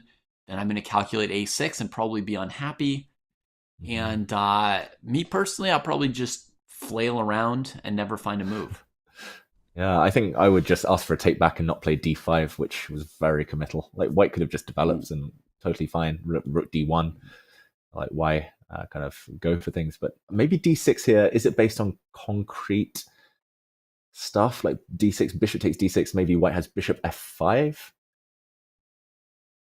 type ideas. Oh my goodness, yes. Maybe. I'd thought of that move and I had not put it together at all. Maybe check it out and... Yeah, I'll show this on the board, folks. So Yeah, I mean, I had this idea that there's, knight d6, there's the rook, there's the knight, there's bishop f5. But yeah, this order, somehow I didn't follow through on calculating it. The queen and rook get attacked, and if the queen takes, you can play knight d6, hitting the queen and the rook. If black recaptures, quote unquote, simply, then after queen b4, looking at d6, there's definitely some play for white. The other scary thing to calculate is if black just forgets about the knight and goes for checkmates. I guess you could take the bishop, not the rook, huh? Yeah, take the bishop. Do something like this. Have a pretty easy life for white. Piece up, yeah. But he doesn't find this resource. D6, again, it's kind of the type of thing that's easy to explain once you've seen it, but the blue arrow gave us a helping hand there. Richard doesn't have that kind of nudge, so he plays bishop c4. Now this move you mentioned, a6. Now he needs something very concrete, otherwise he's just going to be pawn down at very best, maybe even a piece down. Yeah, well, let me tell you what I had calculated here as I was, preparing to, blunder and give up. I'd calculated this. A6, knight c3, queen's trade, b5, I resign. That's why I would literally just spin out here after knight b4. Like, I just don't know what I'm supposed to do. Knight e5 thrown in. Okay. If pawn takes knight, luckily can take this queen with check. Yeah. So very important detail. That begs the question, I'm assuming the black queen needs to move. Why not queen f5, attacking both knights simultaneously? She could. Also, we could keep in mind queen e8 if it's simpler to just keep that queen trade on the table. That's a clever one. Queen e8. Yeah, white still might throw in d6 at some point with tactics against f7. Key moment for Vidit to calculate a little bit. Yeah, this is getting very messy now. It feels like we've already reached the kind of big moment of the game this early. Everything could be decided in this next couple of moves. Either black will get a material advantage or might just get checkmated along the way. Queen. Yeah. Which one does your instinct tell you? What is white particularly hoping for after, let's say, queen e8? Yeah, something on f7. I don't know what, but just knight takes immediately. I'm running out of pieces though after a takes b5. Right. Problem is, after a takes b5, the knight on f7 will be eatable if white recaptures on b5. Either way, it's going to drop that knight. Yeah, no more X-ray vision with the bishop. Don't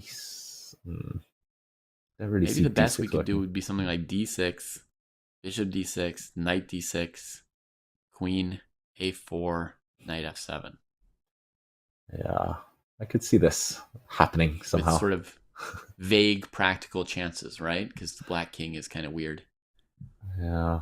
Queen for knight, though. I mean, it's a big material investment.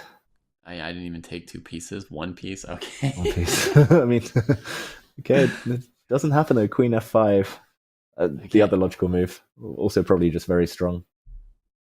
Both knights attacked. Yeah. If only that b pawn on b2 was just off the board. Yeah. Throw it off the board. What is Richard playing for here? I don't really know. I mean, it feels like he played d5 without being sure what he would do after black traded. And then he came up with bishop c4, but even when he came up with bishop c4, he didn't really have a plan what he was going to do about a6, b5. Yeah. So it all feels a bit vague, right? Like modern chess is all calculation and Vidit's great at that. But yeah, it feels a bit vague. He's playing moves he wants to play. Like d5, you want to open it up while the black king is misplaced. Like bishop c4, you want to kind of keep the momentum going without trading things off. But there's no follow through.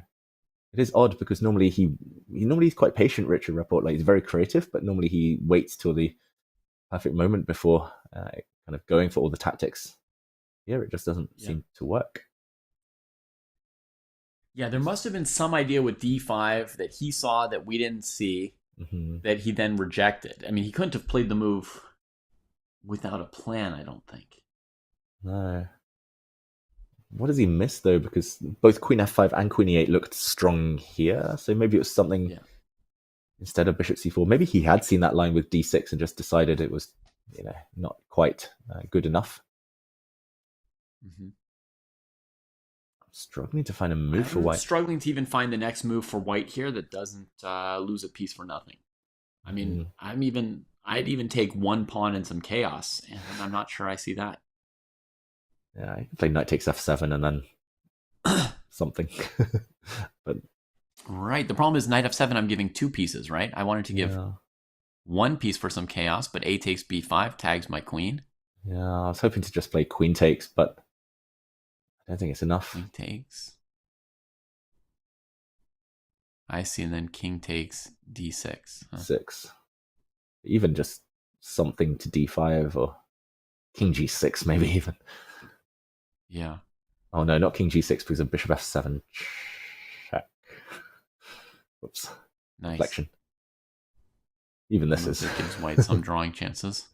Yeah, 3 pieces for the queen. But yeah. Something on d5 then. Yeah. He had so much time, and now he's played d6 finally. Here. Okay. So that move at least makes a threat where black has to respond and perhaps take on d6. With the pawn? With the pawn, I would think at this point, yeah. Yep. Since there's no more pin on that white knight, no point taking with the bishop. Yeah, and to me, taking with the bishop, knight takes d6, we let one of white's pieces come out of its dangerous situation. So d6, pawn takes d6, looks pretty simple. Yeah, and something's happening on f7, but I don't think black cares so much. I mean, every variation I'm looking at, white is always at least a piece down. One takes d6. Yeah. Did it Frankly, on the camera. This one looks like a disaster. I will be surprised if it's anything else. Looks like on the live board on the bottom right there, we've had a couple of moves, so maybe we see what's going on. Vidit looks really confused on the camera. I think he's wondering if his opponent is bluffing. Does look that way. Take on c4. Somehow. Right, so now black has this move d5 to consider. Ooh, d5. As well as maybe some moves like queen to g4. Sometimes queen to e4 or g4. Yeah.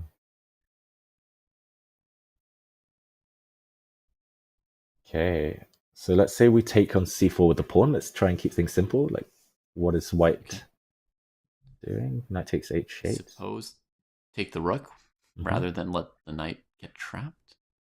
Yeah. So we have a draw with bishop takes g2 if we get scared.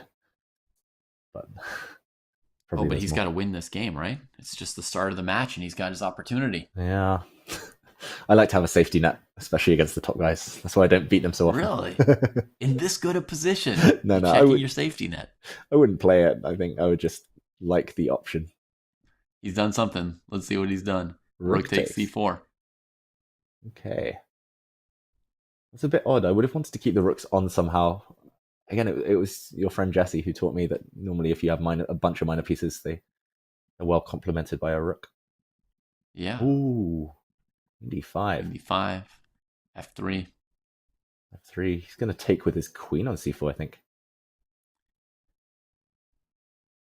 Or he might take on f7 and leave the rook. Ah, wow. Possibly. It's not totally easy. I have a feeling he really wants to take with the queen, though. Wants to get the queens off on c4. Trap that knight in the corner. Oh, of course. No. Good call. You got it. Yeah. You know him better than me. Hey, if we each call different things, one of us will be right. Those were the two most logical moves. Yep. 2 pieces hanging. Yeah, I was a bit scared of like rook c7, and I think it's just not threatening anything, though. Again, white's bishop on a1's just so bad. For one more move, I mean, at some point, when the captures die down, it'll come out. So what does black have? They have 2 pieces against a rook. Mm-hmm. Rook c7 played. Rook c8, I was going to say, surely, to get that rook off. Yeah, probably white doesn't want to play rook f to c1 because of queen d1 at the end, but can't be 100% certain of that. Yeah, that looks convincing. Probably rook takes rook. Normal would be just to trade, play b3. Yeah, maybe queen c5 check is one to prevent. So maybe rook c1, trade rook c1, then b3. Ooh. But now rook takes rook, and then a check, and then knight d5. Oh, maybe he didn't see knight d5. Maybe he was looking at, rook b7 and queen a1, which is not quite killer, but trade. Vidit will spot this if it's winning.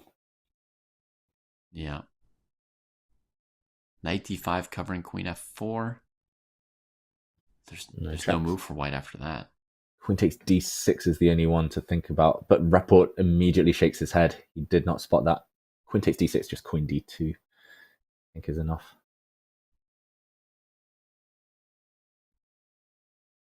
Yeah, this is just over. Knight fork, monster knight in the center of the board.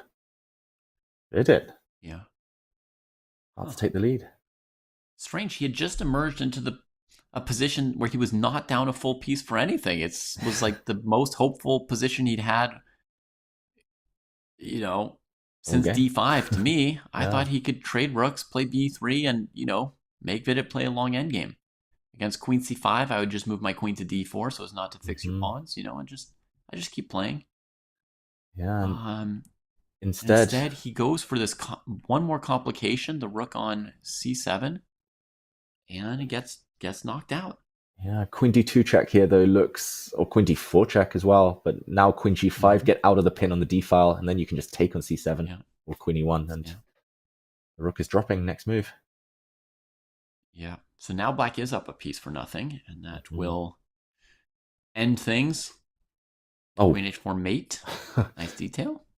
Even better, Vidit checkmates Richard Rapport and takes the lead in this final. He's one game away, one draw away from a huge paycheck potentially, David. Wow, that was a crazy game, a wild one. Yeah, an off-kilter game from Richard Rapport, if I may permit myself to be slightly critical here in the interests of, being fully honest with what I see. Not at the level of his other games, d5 and bishop c4. We just didn't see the follow-up. It was chaotic. It took Vidit all his time to calculate it and make sure he figured it out, but it never looked like it should work. So I think Vidit always had the confidence that if he put in the work and calculated well, he would get the advantage in that game. Yeah, and we're just jumping over to the third place playoff game. We haven't been focusing on this one because the players, yes, they're playing for money, but they will not be joining the Grand Slam in Paris. And here we see Rauf Mamedov up on time. David, that's a rarity. Yeah. And he's playing Amin Tabatabai for third. But Amin has an extra knight at the moment. So he's got 2 well-placed pawns fighting that knight. But he is down a piece, and the knight's not fully trapped by this blue arrow here, because after f4, I think black could put the knight on e6, and white can't capture it, right? Yeah. Although there might be some f5 attack, or rook takes e6, queen d4. The live position is rook a8 was just played, right, and f4 is a thought here for white. Yeah. I mean, f4 makes sense, right? Queen d4 doesn't look like it does too much after bishop g7.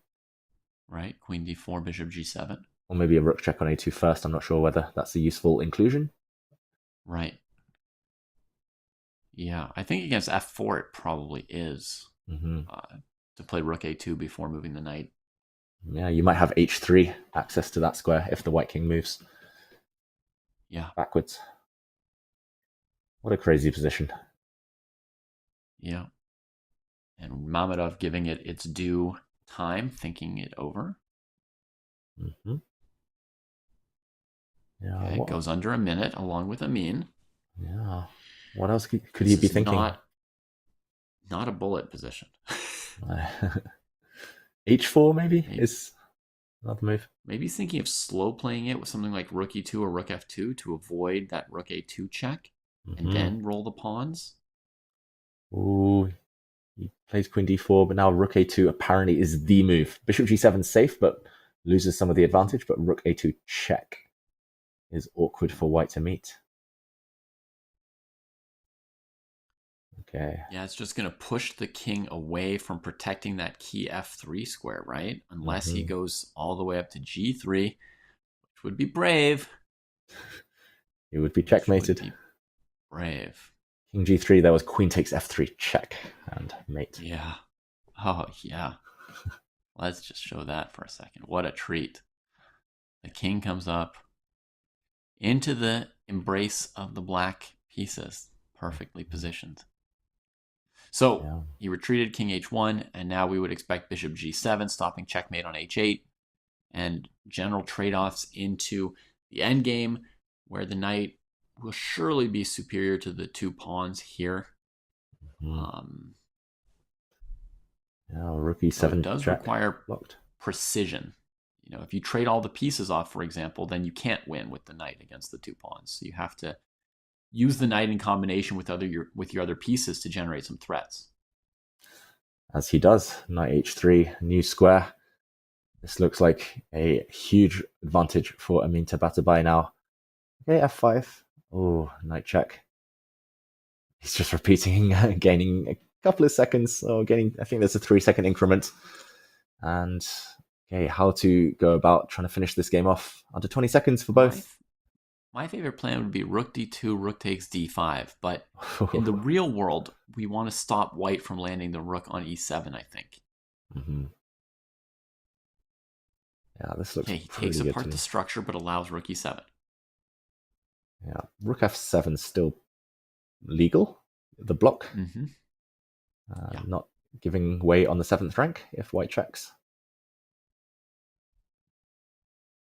Yeah, 10 seconds each. h3, kicking the knight. Yeah, just blocks that f pawn to keep rook f7 solid. Yeah, it looks Fair like enough. I think Rauf just missed the fact that the black knight had access to that h3 square. And yeah, now just a piece down. Yeah. Good stuff. Should be a matter of time. Rook b2. Yeah. Be a simple step here. Pawn hunting. Why not? Hey, knight takes d5. Pawn may be defended by rook f7, bishop c4 or something, but he takes it anyway. He can throw in rook a1 and then c6. Yeah. Bishop e6, c6, defend the pinned knight, and game over. Yeah. First the first pawn went, second the second pawn went. Now there are no pawns for the knight, and the endgame is just mop up. Some consolation for the qualifier. I mean, Tabatabai, who you picked. A bit earlier. But Rauf, it just feels like he's run out of steam these last few games. He's not quite at the level he was showing yesterday where he was really on fire. And there we go. A win confirmed for Amin Tabatabai in the first game of the 3rd place playoff. Let's check out our bracket. Let's see the results confirmed. This could be the last game of the play-ins for Paris, as we saw Vidit take victory against Richard Rapport. Rapport now in a must-win situation, the Hungarian Grandmaster. And in 3rd place, looks like Amin Tabatabai a favourite to clinch that spot. David, you've got to think that Rapport, he's going to come back from that disappointing game. For sure I do. I mean, I think, I had a low opinion of how he played that game, but I have a high opinion of him, so I have no doubt that he will play a game at his normal level in the second game. Honestly, I don't have any sense like there's any kind of collapse or weakness or anything like that coming. I think it was just a one-off. He got excited with d5. There's probably some idea he had that we didn't even see that didn't work out, and then the game just starts collapsing for you from there. And there's only so much you can do once you're in sort of a tactical collapse. But I think he'll play a normal, creative, normal, original game as black in the second game of this match. Yeah, he's been quite masterful, I'm going to say, Rapport in the openings, especially a bit earlier today. He's been doing a great job of imbalancing things, getting these very playable positions. So I'm the same. I think that last game, there was probably something beneath the surface. There always is. It's never one-sided in these Grandmaster encounters. He must have miscalculated or taken his eye off the ball just for one move. But Vidit, closing things out nicely. And Rapport, we're assuming that he's going to come back, bring his best. How do you think Vidit is going to react now? Is he going to try and play it a bit safe? He's looked very calm, very chilled, I've got to say, so far in the play-ins. Yeah, so far throughout this event, he's been in charge of every match, and he's never switched to like a super solid or super safe style of play. He's actually played with a fairly high level of aggression, in my opinion, both in the first and the second games of his matches. It was only once he's winning the second game that maybe he'll take a perpetual check. If you call that solid, fair enough. It's clinching the match. But, in terms of his opening play, he's definitely giving chances in the sense that he's not trying to create safe positions. He's not going for too much symmetry. So I think he'll just keep playing the way he's played so far. Yeah, he just looks really psychologically strong, Vidit, at the moment. And as you say, he's not trying to shut down games. Against Tabatabai in the second game, just needing a draw, he obtained a big advantage and then tried to kind of shut things down very understandably, taking the risk out. It feels like he's the favorite. There's already three of his fellow Indians waiting for him in Paris. Could be four of them. Third of the field. That's really incredible. Everyone in the chess world's talking about, the Indian era coming on, right? We had, for those of us with memory or study of history, we had the Soviet era for a while, right? And then we had a kind of democratization of chess where suddenly good players could pop up anywhere. Not to say that any country had no chess culture, but you would see a player like Magnus Carlsen appear in a country that didn't have other players at that level. When Anand appeared in India, there was no other grandmaster, and he went all the way to a world championship level. So he's leapfrogging 3 levels from anything that there was before. Alejandro Ramirez, first grandmaster from Costa Rica. So we just suddenly see that people could become great all over the world. And after this very democratic period, there's I think a lot of people are thinking, we're going to get an Indian era now, where we're going to get just dozens and dozens of top players from one country. Suddenly they're winning the Olympiad, they're winning the individual world championship, they're mobbing Paris in a couple of months. Yeah, the Indian era has begun. They won the World Junior Championship just a couple of weeks ago. Yeah, right. Everything looking like it's lining up, and that would be 4 of the 5 Olympiad kind of gold medalists. The top 4 boards just all being there in Paris next month. That would be incredible. Yeah, the whole team, and they all belong there. They all deserve to be there, right? They're all in the top 20 in the world. Mm-hmm. They've got Aravind, who maybe also deserves to be there. They're really taking over, and there's more and more coming. We saw this generation bubbling up of Prague, Aragaisi, and Gukesh as prodigies. We saw them bubbling up, but it looks like, if you look at the results in different World Youth events, it looks like that's not the end. It looks like it's not just one generation, but that there's more and more following. Yeah, and Vidit doing things for India. Richard Rapport, meanwhile, has to be hungry for revenge, as the Hungarian Grandmaster needs to strike back with black. And what do you make of this start position? Much more imbalanced than the last one, at least. Yeah, now we've got no bishops in the corners. So I'm not expecting flank openings here. We got to make sure the queen gets into the game from G1. I'd love to play some fighting moves in the center. Honestly, I'd love to maybe put my knights on c3 and g3 in order to help support, e4 and then either f4 or d4 as a follow-up. So maybe I even start with e4 here. Yeah, I quite like e4. I guess the question would be what happens, how do you break the symmetry if black replies in kind and plays e5? How to get the white queen into the game, for example. f4 looks very tempting on move 1, g4, but I quite like e4 as well somehow. Yeah, I mean, I suppose we have seen people play e4, e5, d4 and just value that file at the cost of time with the rook. E4, e5, I guess that would be one approach, would be just straight up d4. Of course, there's the approach of no pawn breaks. You allow the symmetry, you maneuver your knights. And then there's the idea of g3, f4, maybe sort of engaging. And g3 is not beautiful for your knight and your bishop, but your queen's happy about it, and it's a little bit more aggressive if you want that. Yeah, there's also e4, e5, bishop c4, and I remember watching you and calling the shots in the last play, and David, and was it Javokia Sindarov? He kept trying to steer games towards Italians. There was like 3 or 4 games in a row he kept just trying to play Italians. He does start with e4, but good call. And Sicilian. Oh, that's brave. That pawn is loose. That What on earth? White wants to play f4, and you hand to tempo on a platter. They had 3 minutes to look at this position, so this wasn't just like a slip of the tongue from Richard. Like he was ready to play this move.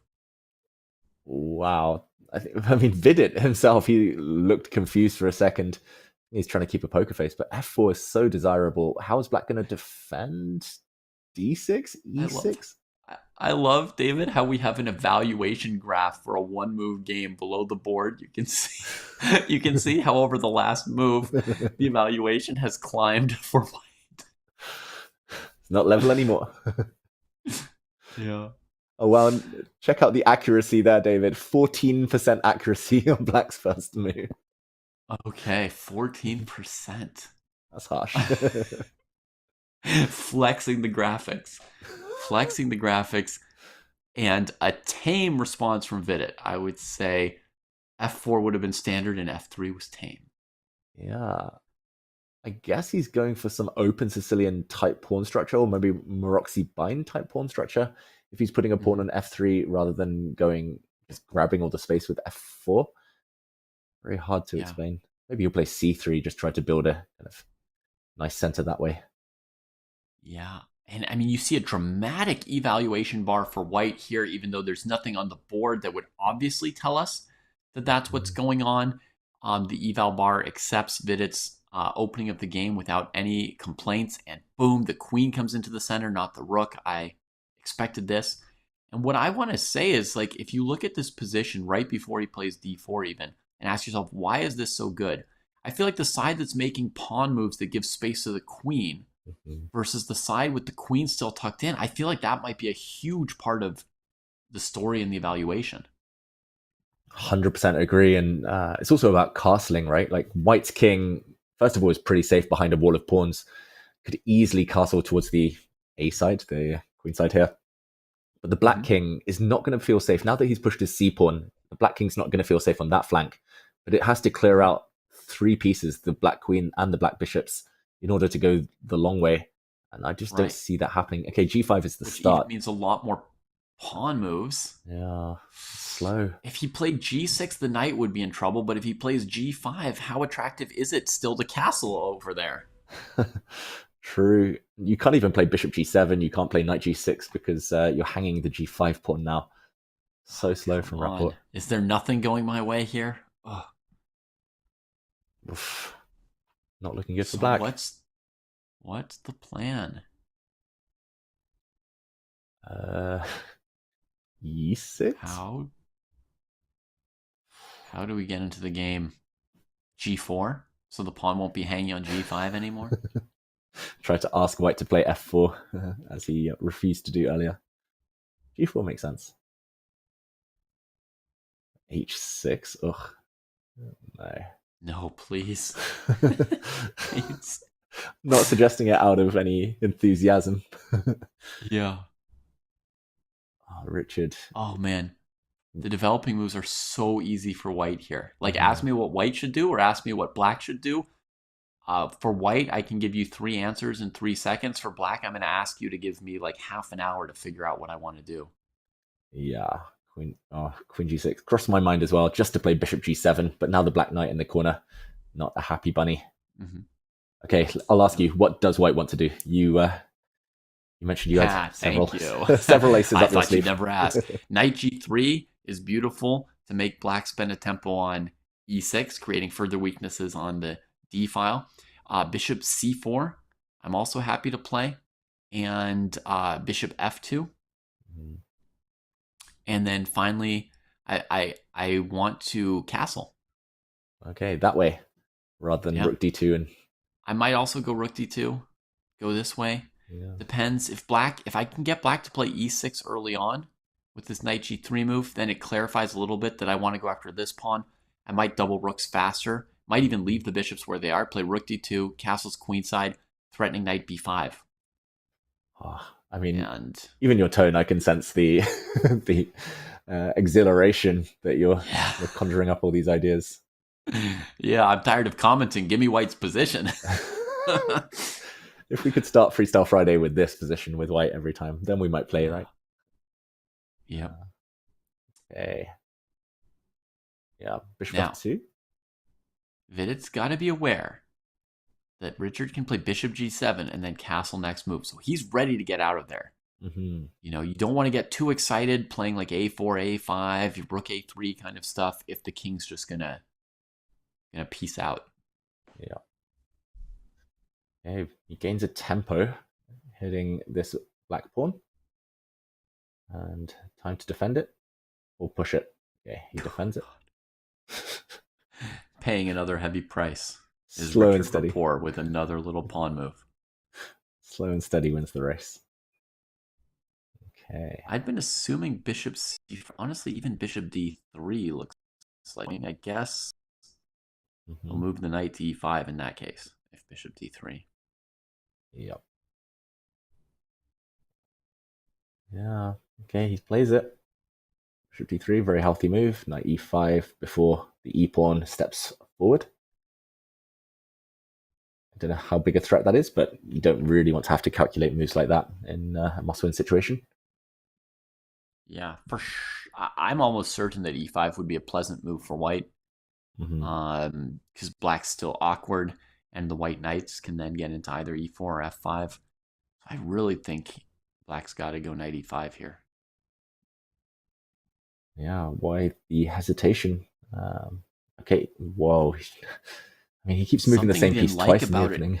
He keeps giving tempi, but now D5 and F5 are basically outposts because the queen's got no way to get out of the way of the E pawn.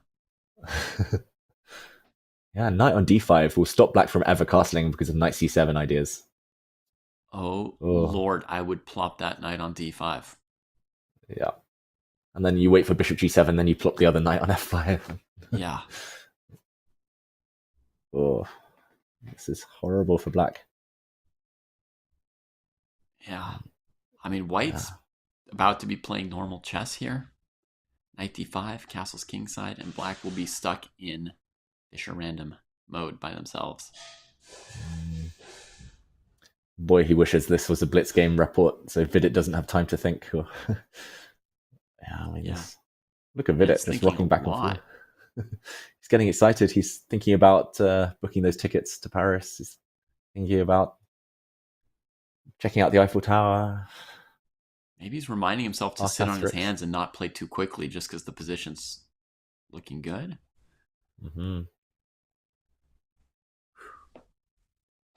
Okay. I mean, knight D5 is... I mean, it plays itself, right? Knight F5, maybe he's just choosing one or the other. Yeah. Knight F5 stops the black dart square bishop from developing, but a bit less stable that knight. Yeah, I was going to say there's also nothing wrong with castling, but honestly, if you castle like this, then maybe Bishop G7. And knight f5, queen f5 with some, you know, one of those like GM escape buttons, just like... Yeah, although in a must-win situation with black and a knight on h8 like that, it still doesn't feel too appetizing. Yeah, it doesn't feel like black's winning at all. I would agree. But knight d5, we like this move. Sensible move. Man. So folks, I think we've all learned something from this opening. It's maybe a painful lesson for Richard right now as he's like suffering here, looking for ways to get the game more fun for his side. But we've learned something about which side of the board you want to push pawns on, and somehow like the side of the board that your queen is on, you need some space. You need some space. Yeah, just give your queen at least some view into the position, I would say. Some diagonal, some squares to use. Not necessarily develop her too early, but yeah, hop out with those knights. Flexibility with the king, I think, is just really important, right, David, in Fischer Random Chess. And he's given himself minimal flexibility. Rapport, he was never going to castle on the side that he currently sits on because it's just too open after his first move, and castling the other way now, just a distant dream. Yeah. It's been, I mean, if your bishop were already on g7 as black, would you castle and just give an exchange and just be done with it? That's a good point. I mean, you're talking to a very materialistic player, but probably it would cross my mind. But you're a GM. You must give material when you're in bad positions. Yeah, true. Right? You must have some defensive skills hiding. Yeah, I have been known to reluctantly, through gritted teeth, give up the exchange or a pawn. Yeah, it's never the first resort. Oh wow, king b8. He's committed. That rook on a8 is grimacing as much as you, David. That is I assume, David, that the players can't see our faces, so I don't have to keep a poker face, right? Yeah, the players I'll let can't you see pull. us, so I can... Yeah.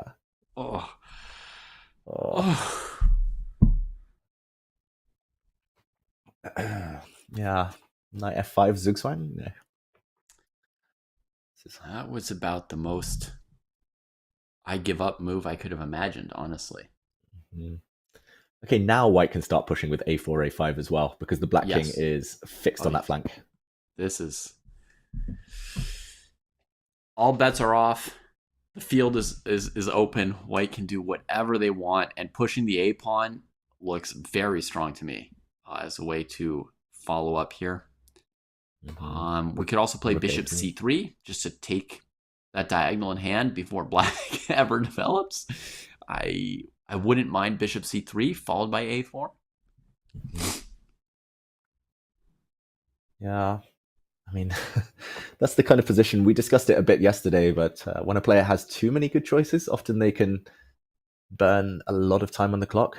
Vidit happily, comfortably taking a bit of time here, but I mean, it's just so beautiful. I mean, this is probably the dream open Sicilian, right? Just, I don't think I've ever seen anything quite as promising for white. Full control of the center, black's pieces just strewn horrendously across the board. Yeah. And I don't know if everybody watching is like clear on why a4 is so attractive to us or so amazing. But black has these two pawns here covering the king. So one thing I might like to do is possibly trade my a pawn for black's b pawn to open up the king. The other thing is whether or not I achieve an opening of the black king. With every move of the a pawn, I improve the scope of my rook on a1. So I'm kind of developing my piece. I also envision that as the pawn gets closer to the black king, black is going to at some point maybe move one of their pawns. And when they do, it's going to create some kind of chink. They'll lose some flexibility in their structure, and that lets me know where to aim or direct my pieces, right? So if my pawn goes all the way to a6 and they play b6, then I start looking for ways to set up a sacrifice on b6 as a breakthrough. If they play a6 to stop my pawn, then I probably look at a plan like rook a3, rook b3, and a mix of pressuring b7 and looking for tactical shots against a6. So I want to probe those defenses that don't look amazing, and then get some information out from black, get some new weaknesses, some new information, and aim my pieces accordingly. Yeah, and it looks like you have plenty of time to kind of go for all those plans to decide where to aim those pieces. Yeah, starting with a4 looks good. Bishop c3, after you pointed it out, it kind of makes so much sense. Just kind of keep that bishop, the black dark square bishop, caged. Oh, the only decision I'm hesitating about, David, is like at some point black's probably going to put a knight on e5. Mm-hmm. And I'm just wondering whether to be precious about my bishop or just sort of keep rolling and let black trade it as Vidit decides to make use of it. Yeah, he answers the question for you. Great call. I was probably just going to leave it on d3. I wouldn't have been too afraid of any captures, but yeah, I think it's just a matter of taste at this point. It looks fantastic for Vidit. I'm going to say it as well. Great, like very impressive self-control from Vidit, not to just make an instinctive move. I think most of us would have played like a4 or bishop c3, knight f5, something instantly, but he's trying to come up with a more measured plan. Are you not at all worried about how much time he's spending on non-critical, non-calculation moves here? Yeah, it is a fine line. If he finds a way to increase his advantage over the next half dozen moves, then I think it's time well spent. But yeah, if he doesn't quite make a breakthrough, if Rapport continues to wriggle and survive for the next 5-10 moves, then maybe Vidit will look back at this thinking, oh, I should have just trusted myself. Bishop g7, that's a step in the right direction for black, potentially. Yeah. Anytime the bishop on f8 or the knight on h8 improves itself this game, we're going to call it a step in the right direction. Yeah, I mean, small victories, right? He has to try something, Richard Rapport. And now to trade or not to trade, or to leave things. Rook d2, a4. What picks your... yeah, what are you thinking here? Tickles your fancy. As white, I don't want to trade and put the black queen on this diagonal, so I'm just happy to keep it as it is and recapture with my queen. Maybe inherit the diagonal from my bishop. So I'm still thinking a4 is what I'd be doing here. Yeah. Yeah, makes a lot of sense. The idea of castling is also okay with me. Yeah. Though it does sort of tell black to take their shot with g4 or h5, h4. Yeah, it's a bit of a long shot, that one. But, yeah. E6 not a threat because of knight to b4, we should mention. But okay, he moves the bishop yet again. That's very concrete, attacking the e7 pawn indirectly. Yeah. And the black queen is busy defending the bishop. So she can't maneuver around. Oof. Yeah, black doesn't want to just give this pawn. That'll give white, knights on f5, and the d6 pawn will become weak. Yeah, that's a great move from Vidit, I've got to say. Like, not on my radar because he's just moved his bishop a couple of moves ago. But yeah, very concrete. I think black might have to throw in this trade just because the queen is so busy defending this bishop. It's giving us problems. And like if I played e6, for example, white can trade on c6 in my view, and then come in with knight e7. And for example, I don't have a move like queen f6 here because the bishops are still on the board. And if I play a move like queen h7, then I'm giving white time for rook d6, and I don't expect to live very long. And then white castles queen side, or a side. Next move, double up the rooks. Oof. Yeah, let's make it even worse. We play king c7, defending things for a moment, and white long castles over here, or short castles. The king didn't even move. So. GG, yeah. GG. Oof. So you can't even play e6. Rook e8 is ugly. Yeah. So I think we dealt with e6 there, right? That move is not an option. That being said, if you take on c3 without, e6 bishop takes c6 looked very good with the knight coming in, but now queen takes c3. Even rook to e8 doesn't quite work because at the very minimum you can play knight takes e7. The h8 knight is hanging. Nice overwork of the entire black position here. Everything. Yeah. It's collapsing. Killer. Good move. So if black trades here, what is the next move? I was thinking maybe queen back to this square, but then I'm allowing knight f5. What am I even hoping for? Knight g6. Knight f5, knight g6. I go here. Knight f5, knight g6. Okay, and it's never a good sign when I'm looking at moves like knight takes h6, like free pawn. But my position's creaking. I thought you might be looking at knight g7, seeing if you could trap my queen. Knight d4, knight d4. I'll settle for that one. Knight d4, huh?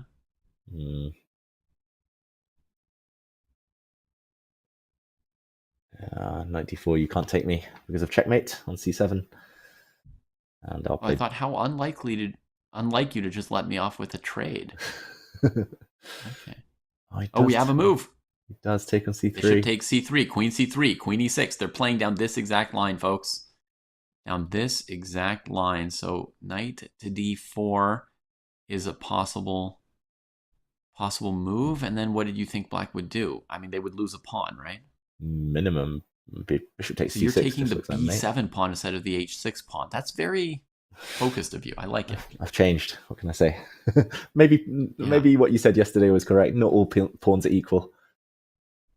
They're quickly getting towards this position, folks. Knight f5 played pretty quickly by Vidit, who's down to 4 minutes, and he's got to be pretty concrete now. Knight g6 from Rapport, holding the e7 square for the moment.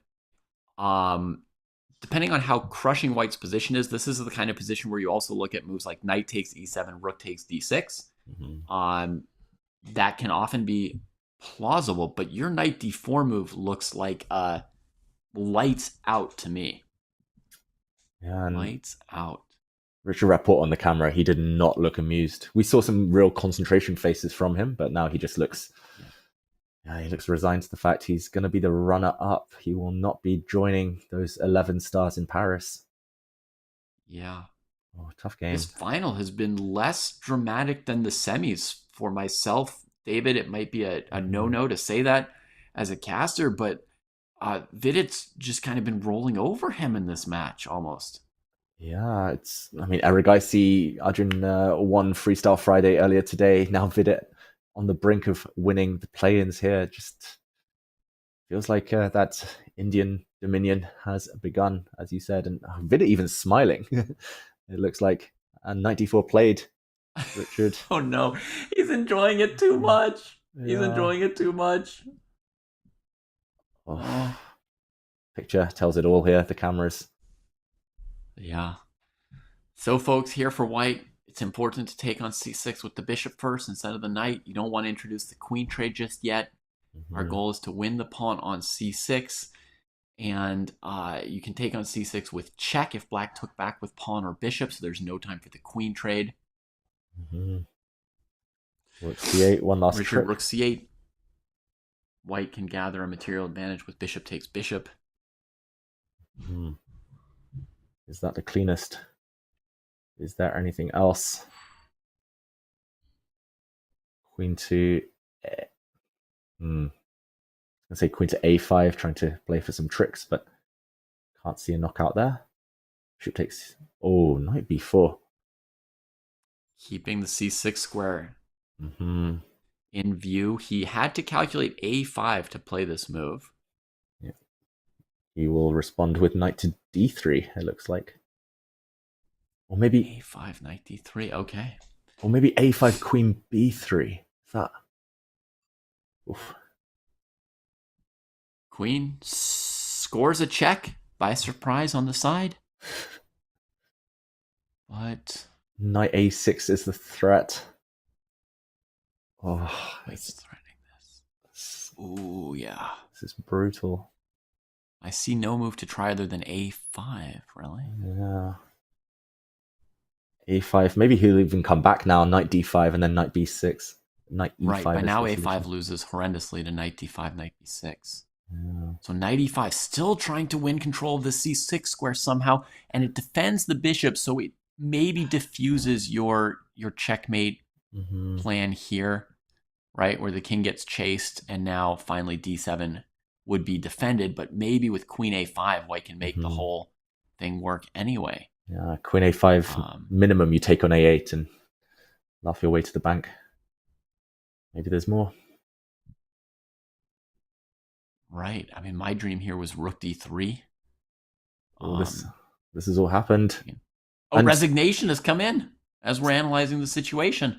It wasn't even resignation. He just repeated the moves that Vidit. He actually forced a draw by repetition. He gave the checks. He clinched the match. He gets 1.5 out of the 2. And it's a win for the Indian Grandmaster. Richard Rapport, a sigh there. I think, maybe exhaustion. It's been a long day for him, a lot of chess, but ultimately not successful for Rapport. And there we go. It's a smile from Vidit. He's going to be in Paris next month. And this is confirmation. This is our bracket, David. Look at that. Vidit Gujarati in Paris. Qualified for Paris, 4 Indian players. And he followed exactly what we expected for him, right? We said he's been playing aggressively throughout. We don't expect him to just go into solid mode. He played this game like he was trying to murder the guy up until he saw a repetition. Then he said, yes, I've won the match. I'll take the perpetual check. Wow. Yeah, learning point for everyone at home here as well. For me, just playing aggressively, that seems to be the way to actually bank the draw that you might need sometimes in freestyle chess. In the meantime, it is Vidit with the golden ticket. We're going to go on a short break, but we will be interviewing the man himself before his trip to Paris next month, just after this break. So see you soon. Don't go anywhere.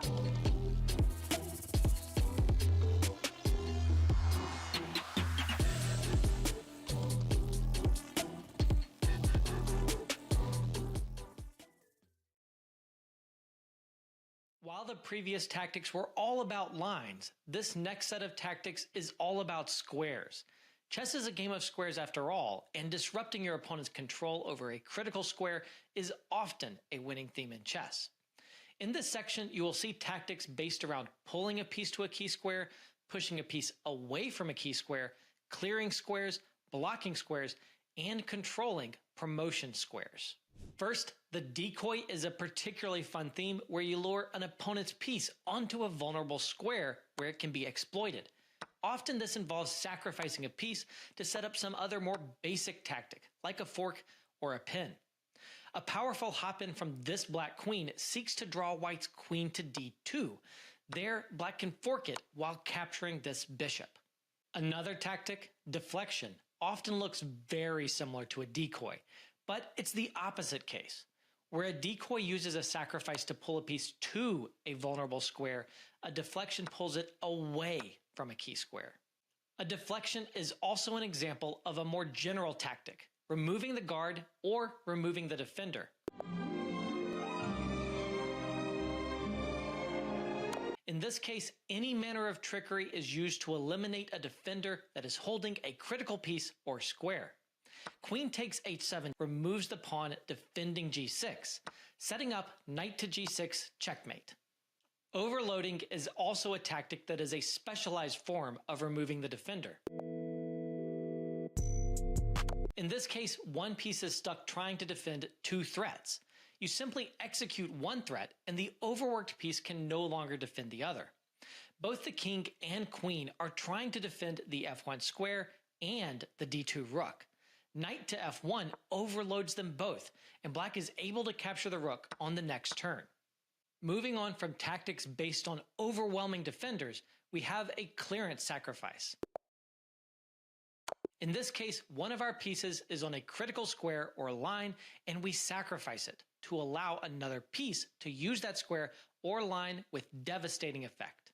Bishop d4 was a stunning move from Chess.com's Pro Chess League that combined many themes, including interference to threaten mate on g7, and clearance to open the e-file for the rook to advance to e8 with checkmate. In some ways, the opposite of a clearance is a blockade.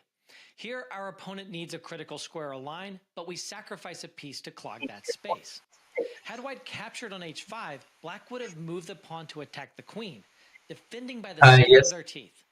Instead, white played the astounding blockade rook to d6. With no ability to free this bishop, black soon lost.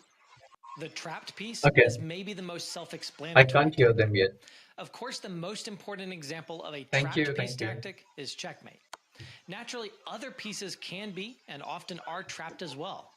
In this pretty study, Sure. white surrenders seemingly the best asset in the position, the strong f-pawn, to Yeah. maneuver the bishop around and trap the knight. Now It is a festival of colors, as it's called. Finally, Holi. promotion may be the most unique of all tactics. Yeah. It's the only time in a chess game where new, powerful pieces. Yeah, I enter mean, the it was there in chessboard, the morning. so I there put like exists a something. bevy of ideas that have a single goal: to promote a pawn to a new queen. In the Champions Chess Tour, Fabiano Caruana pulled out a classic opening trick against Alireza Yeah, Firouzja. no, This rook 12:30 almost. sacrifice ensured that next move, the pawn would advance and threaten to promote on two different squares, leaving No, Firouzja no. way to Also, stop I am the in appearance the of mountains fresh right royalty. now. Fabiano, he is cracking up over there. I'm not this at home. never happens at the highest level. Thank you, thank you. Let's go.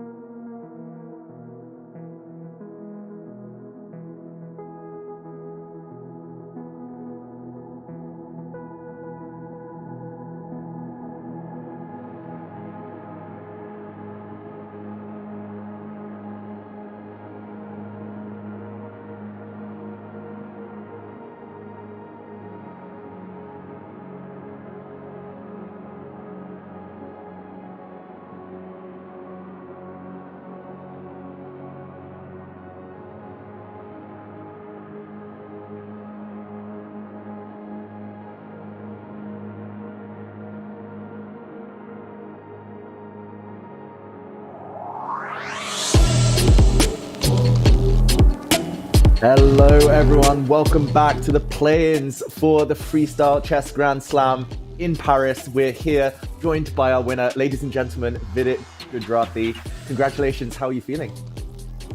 Thank you.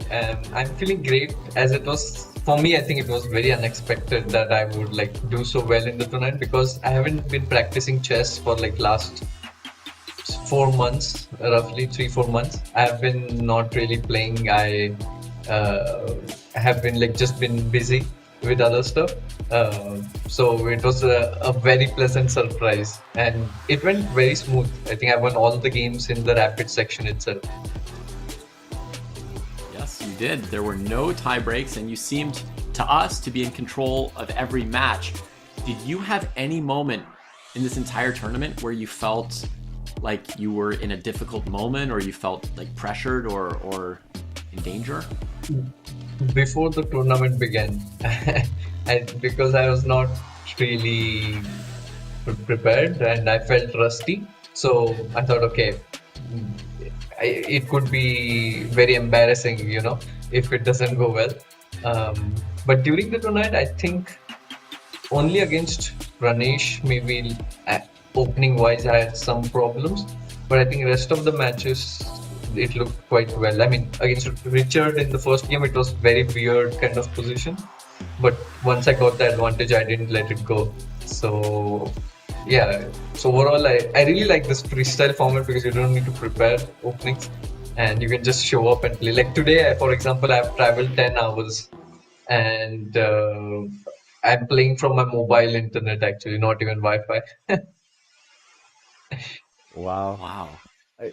Yeah, I guess you mentioned the word rusty. I'm going to say the word fresh. You will be playing in Paris next month. And can I ask what you've been doing? You mentioned for the last 3-4 months, you haven't had the focus on chess. Is that going to change in the build up to Paris now that you've qualified? Well, I have my wedding in April, early April. And now probably Paris will be the place where I go for honeymoon because there's no Congratulations. time. Like as soon as I get married, I'll be flying out. It looks like, but I will need help with the visa. You know, if anybody's watching for my fiance, so that will be useful. Oh wow, amazing. Yeah, incredible. We've got a question from chat. Do you imagine that there's anything different to do to prepare for a freestyle tournament? Like, I guess this one you didn't really have time or focus to prepare on it, but now Paris, there'll be, you know, really top opponents and money at stake. So do you imagine there's anything you can do to get yourself ready for Paris? I mean, if I could, I would prepare. But as I said, literally, I have no time. I'm getting married, and then in 2 days, or like the next day itself, I have to fly out. And you know, it's Indian wedding. It's not like just 1 day affair. Yeah, it's like goes on for a week. And but I'll have a lot of happy emotions. So I think that's my preparation. Just being happy and in good mood. Maybe that will help. Well, it seemed to work in these play-ins, I've got to say, being fresh, just not preparing. It seemed to work like a charm here. And I hope your wife is happy with Paris as well as a honeymoon destination. But Vidit, I want to ask, I mean, now you'll be celebrating amongst friends as well. You'll be one of 4 Indian players, I believe, in Paris. Does that make it extra special? Not really. I mean, it would have been the same for me. But I haven't actually. Some of them are also coming to my wedding, so it'll be like we'll be flying together. It looks like, but always good to see so many of the folks. I did not know that there are 3 Indians. Prag got an invite because he won the Tata Steel. Yeah. This is what Sagar had informed me. Yeah, so it's Prague. Also, and Sagar will Gukesh be joining. and So Arjun. he's another friend who will be there with me. So I'm happy about that too. Nice. That's a big Indian contingent coming to Paris next month. And yeah, you mentioned that 4-month break. Was it just was it preparations for the wedding? Was it just life stuff? What have you been up to lately? Yeah, mainly preparations for wedding, and also I felt a bit of burnout last year because I was playing so much, like non-stop, like for 45 days, and that stretch. So eventually it got to me, and I did not feel so well mentally when I was going for the games, and I thought, okay, probably it's a sign that I should take a break and just take it easy, and somehow it seems to be working. Yeah, that makes sense. It definitely worked yesterday and today. Very, very clean matches. Congratulations. Enjoy your celebration. I know it's the middle of the night for you, and you've traveled a long time today. So thank you for joining us for this interview, and good luck in Paris. Yeah. Thank you. Hope you guys enjoyed the game. Many congrats with it, and yeah, enjoy the wedding as well. We look forward to seeing you in Paris. Thank you. Bye. And there we go. It will be in April in France. The next Freestyle Chess Grand Slam, featuring some real giants of the game: Magnus Carlsen, Hikaru Nakamura, Fabiano Caruana, and now Vidit, of course, as well. David, it's been a real journey, but I think we can agree a worthy winner in these play-ins. Yeah, and a great insight into what's working for him. Completely different than the winner of the qualification for Weissenhaus, Betoseyev, who said that he practices a lot of chess 960, he plays rapid, he plays classical. And on Vidit, showing there's lots of different ways to success, right? He comes in, as you said, fresh. He says no preparation, and it works wonders for him, and he books the ticket to Paris. We'll be excited to see how his fresh, no prep version of chess works out there. Yeah, he's a winner either way, and I'm sure he'll be riding high in light of his wedding. I've got to say, David, I've had a great few days, a lot of fun these last 3 days commentating with you. What's been the highlight from these play-ins? Yeah, me too. I think it was very fun actually casting with you, who I've never worked with before. It was really fun and smooth. So thank you for that. It was fun working together. And a lot of Vidit's games were really nice, clean, strong games that I could learn from. So yeah, and I'm going to echo that. A lot of learning points there. Richard Rapport played great chess as well, ultimately ending up in second position. Vidit, some really smooth efforts. And yeah, that just leaves me to thank you, David. I enjoyed it just as much. I learned many things as well. RG, I'm going to take that one away myself, and that also leaves me on to thanking everyone at home who's been joining us for these play-ins. Only 1 month now till the tour continues, the Grand Slam in Paris. So from myself and the two Davids, David Howell, David Bruce, and Chess.com and Freestyle Chess, we say thank you very much and see you soon. Bye for now.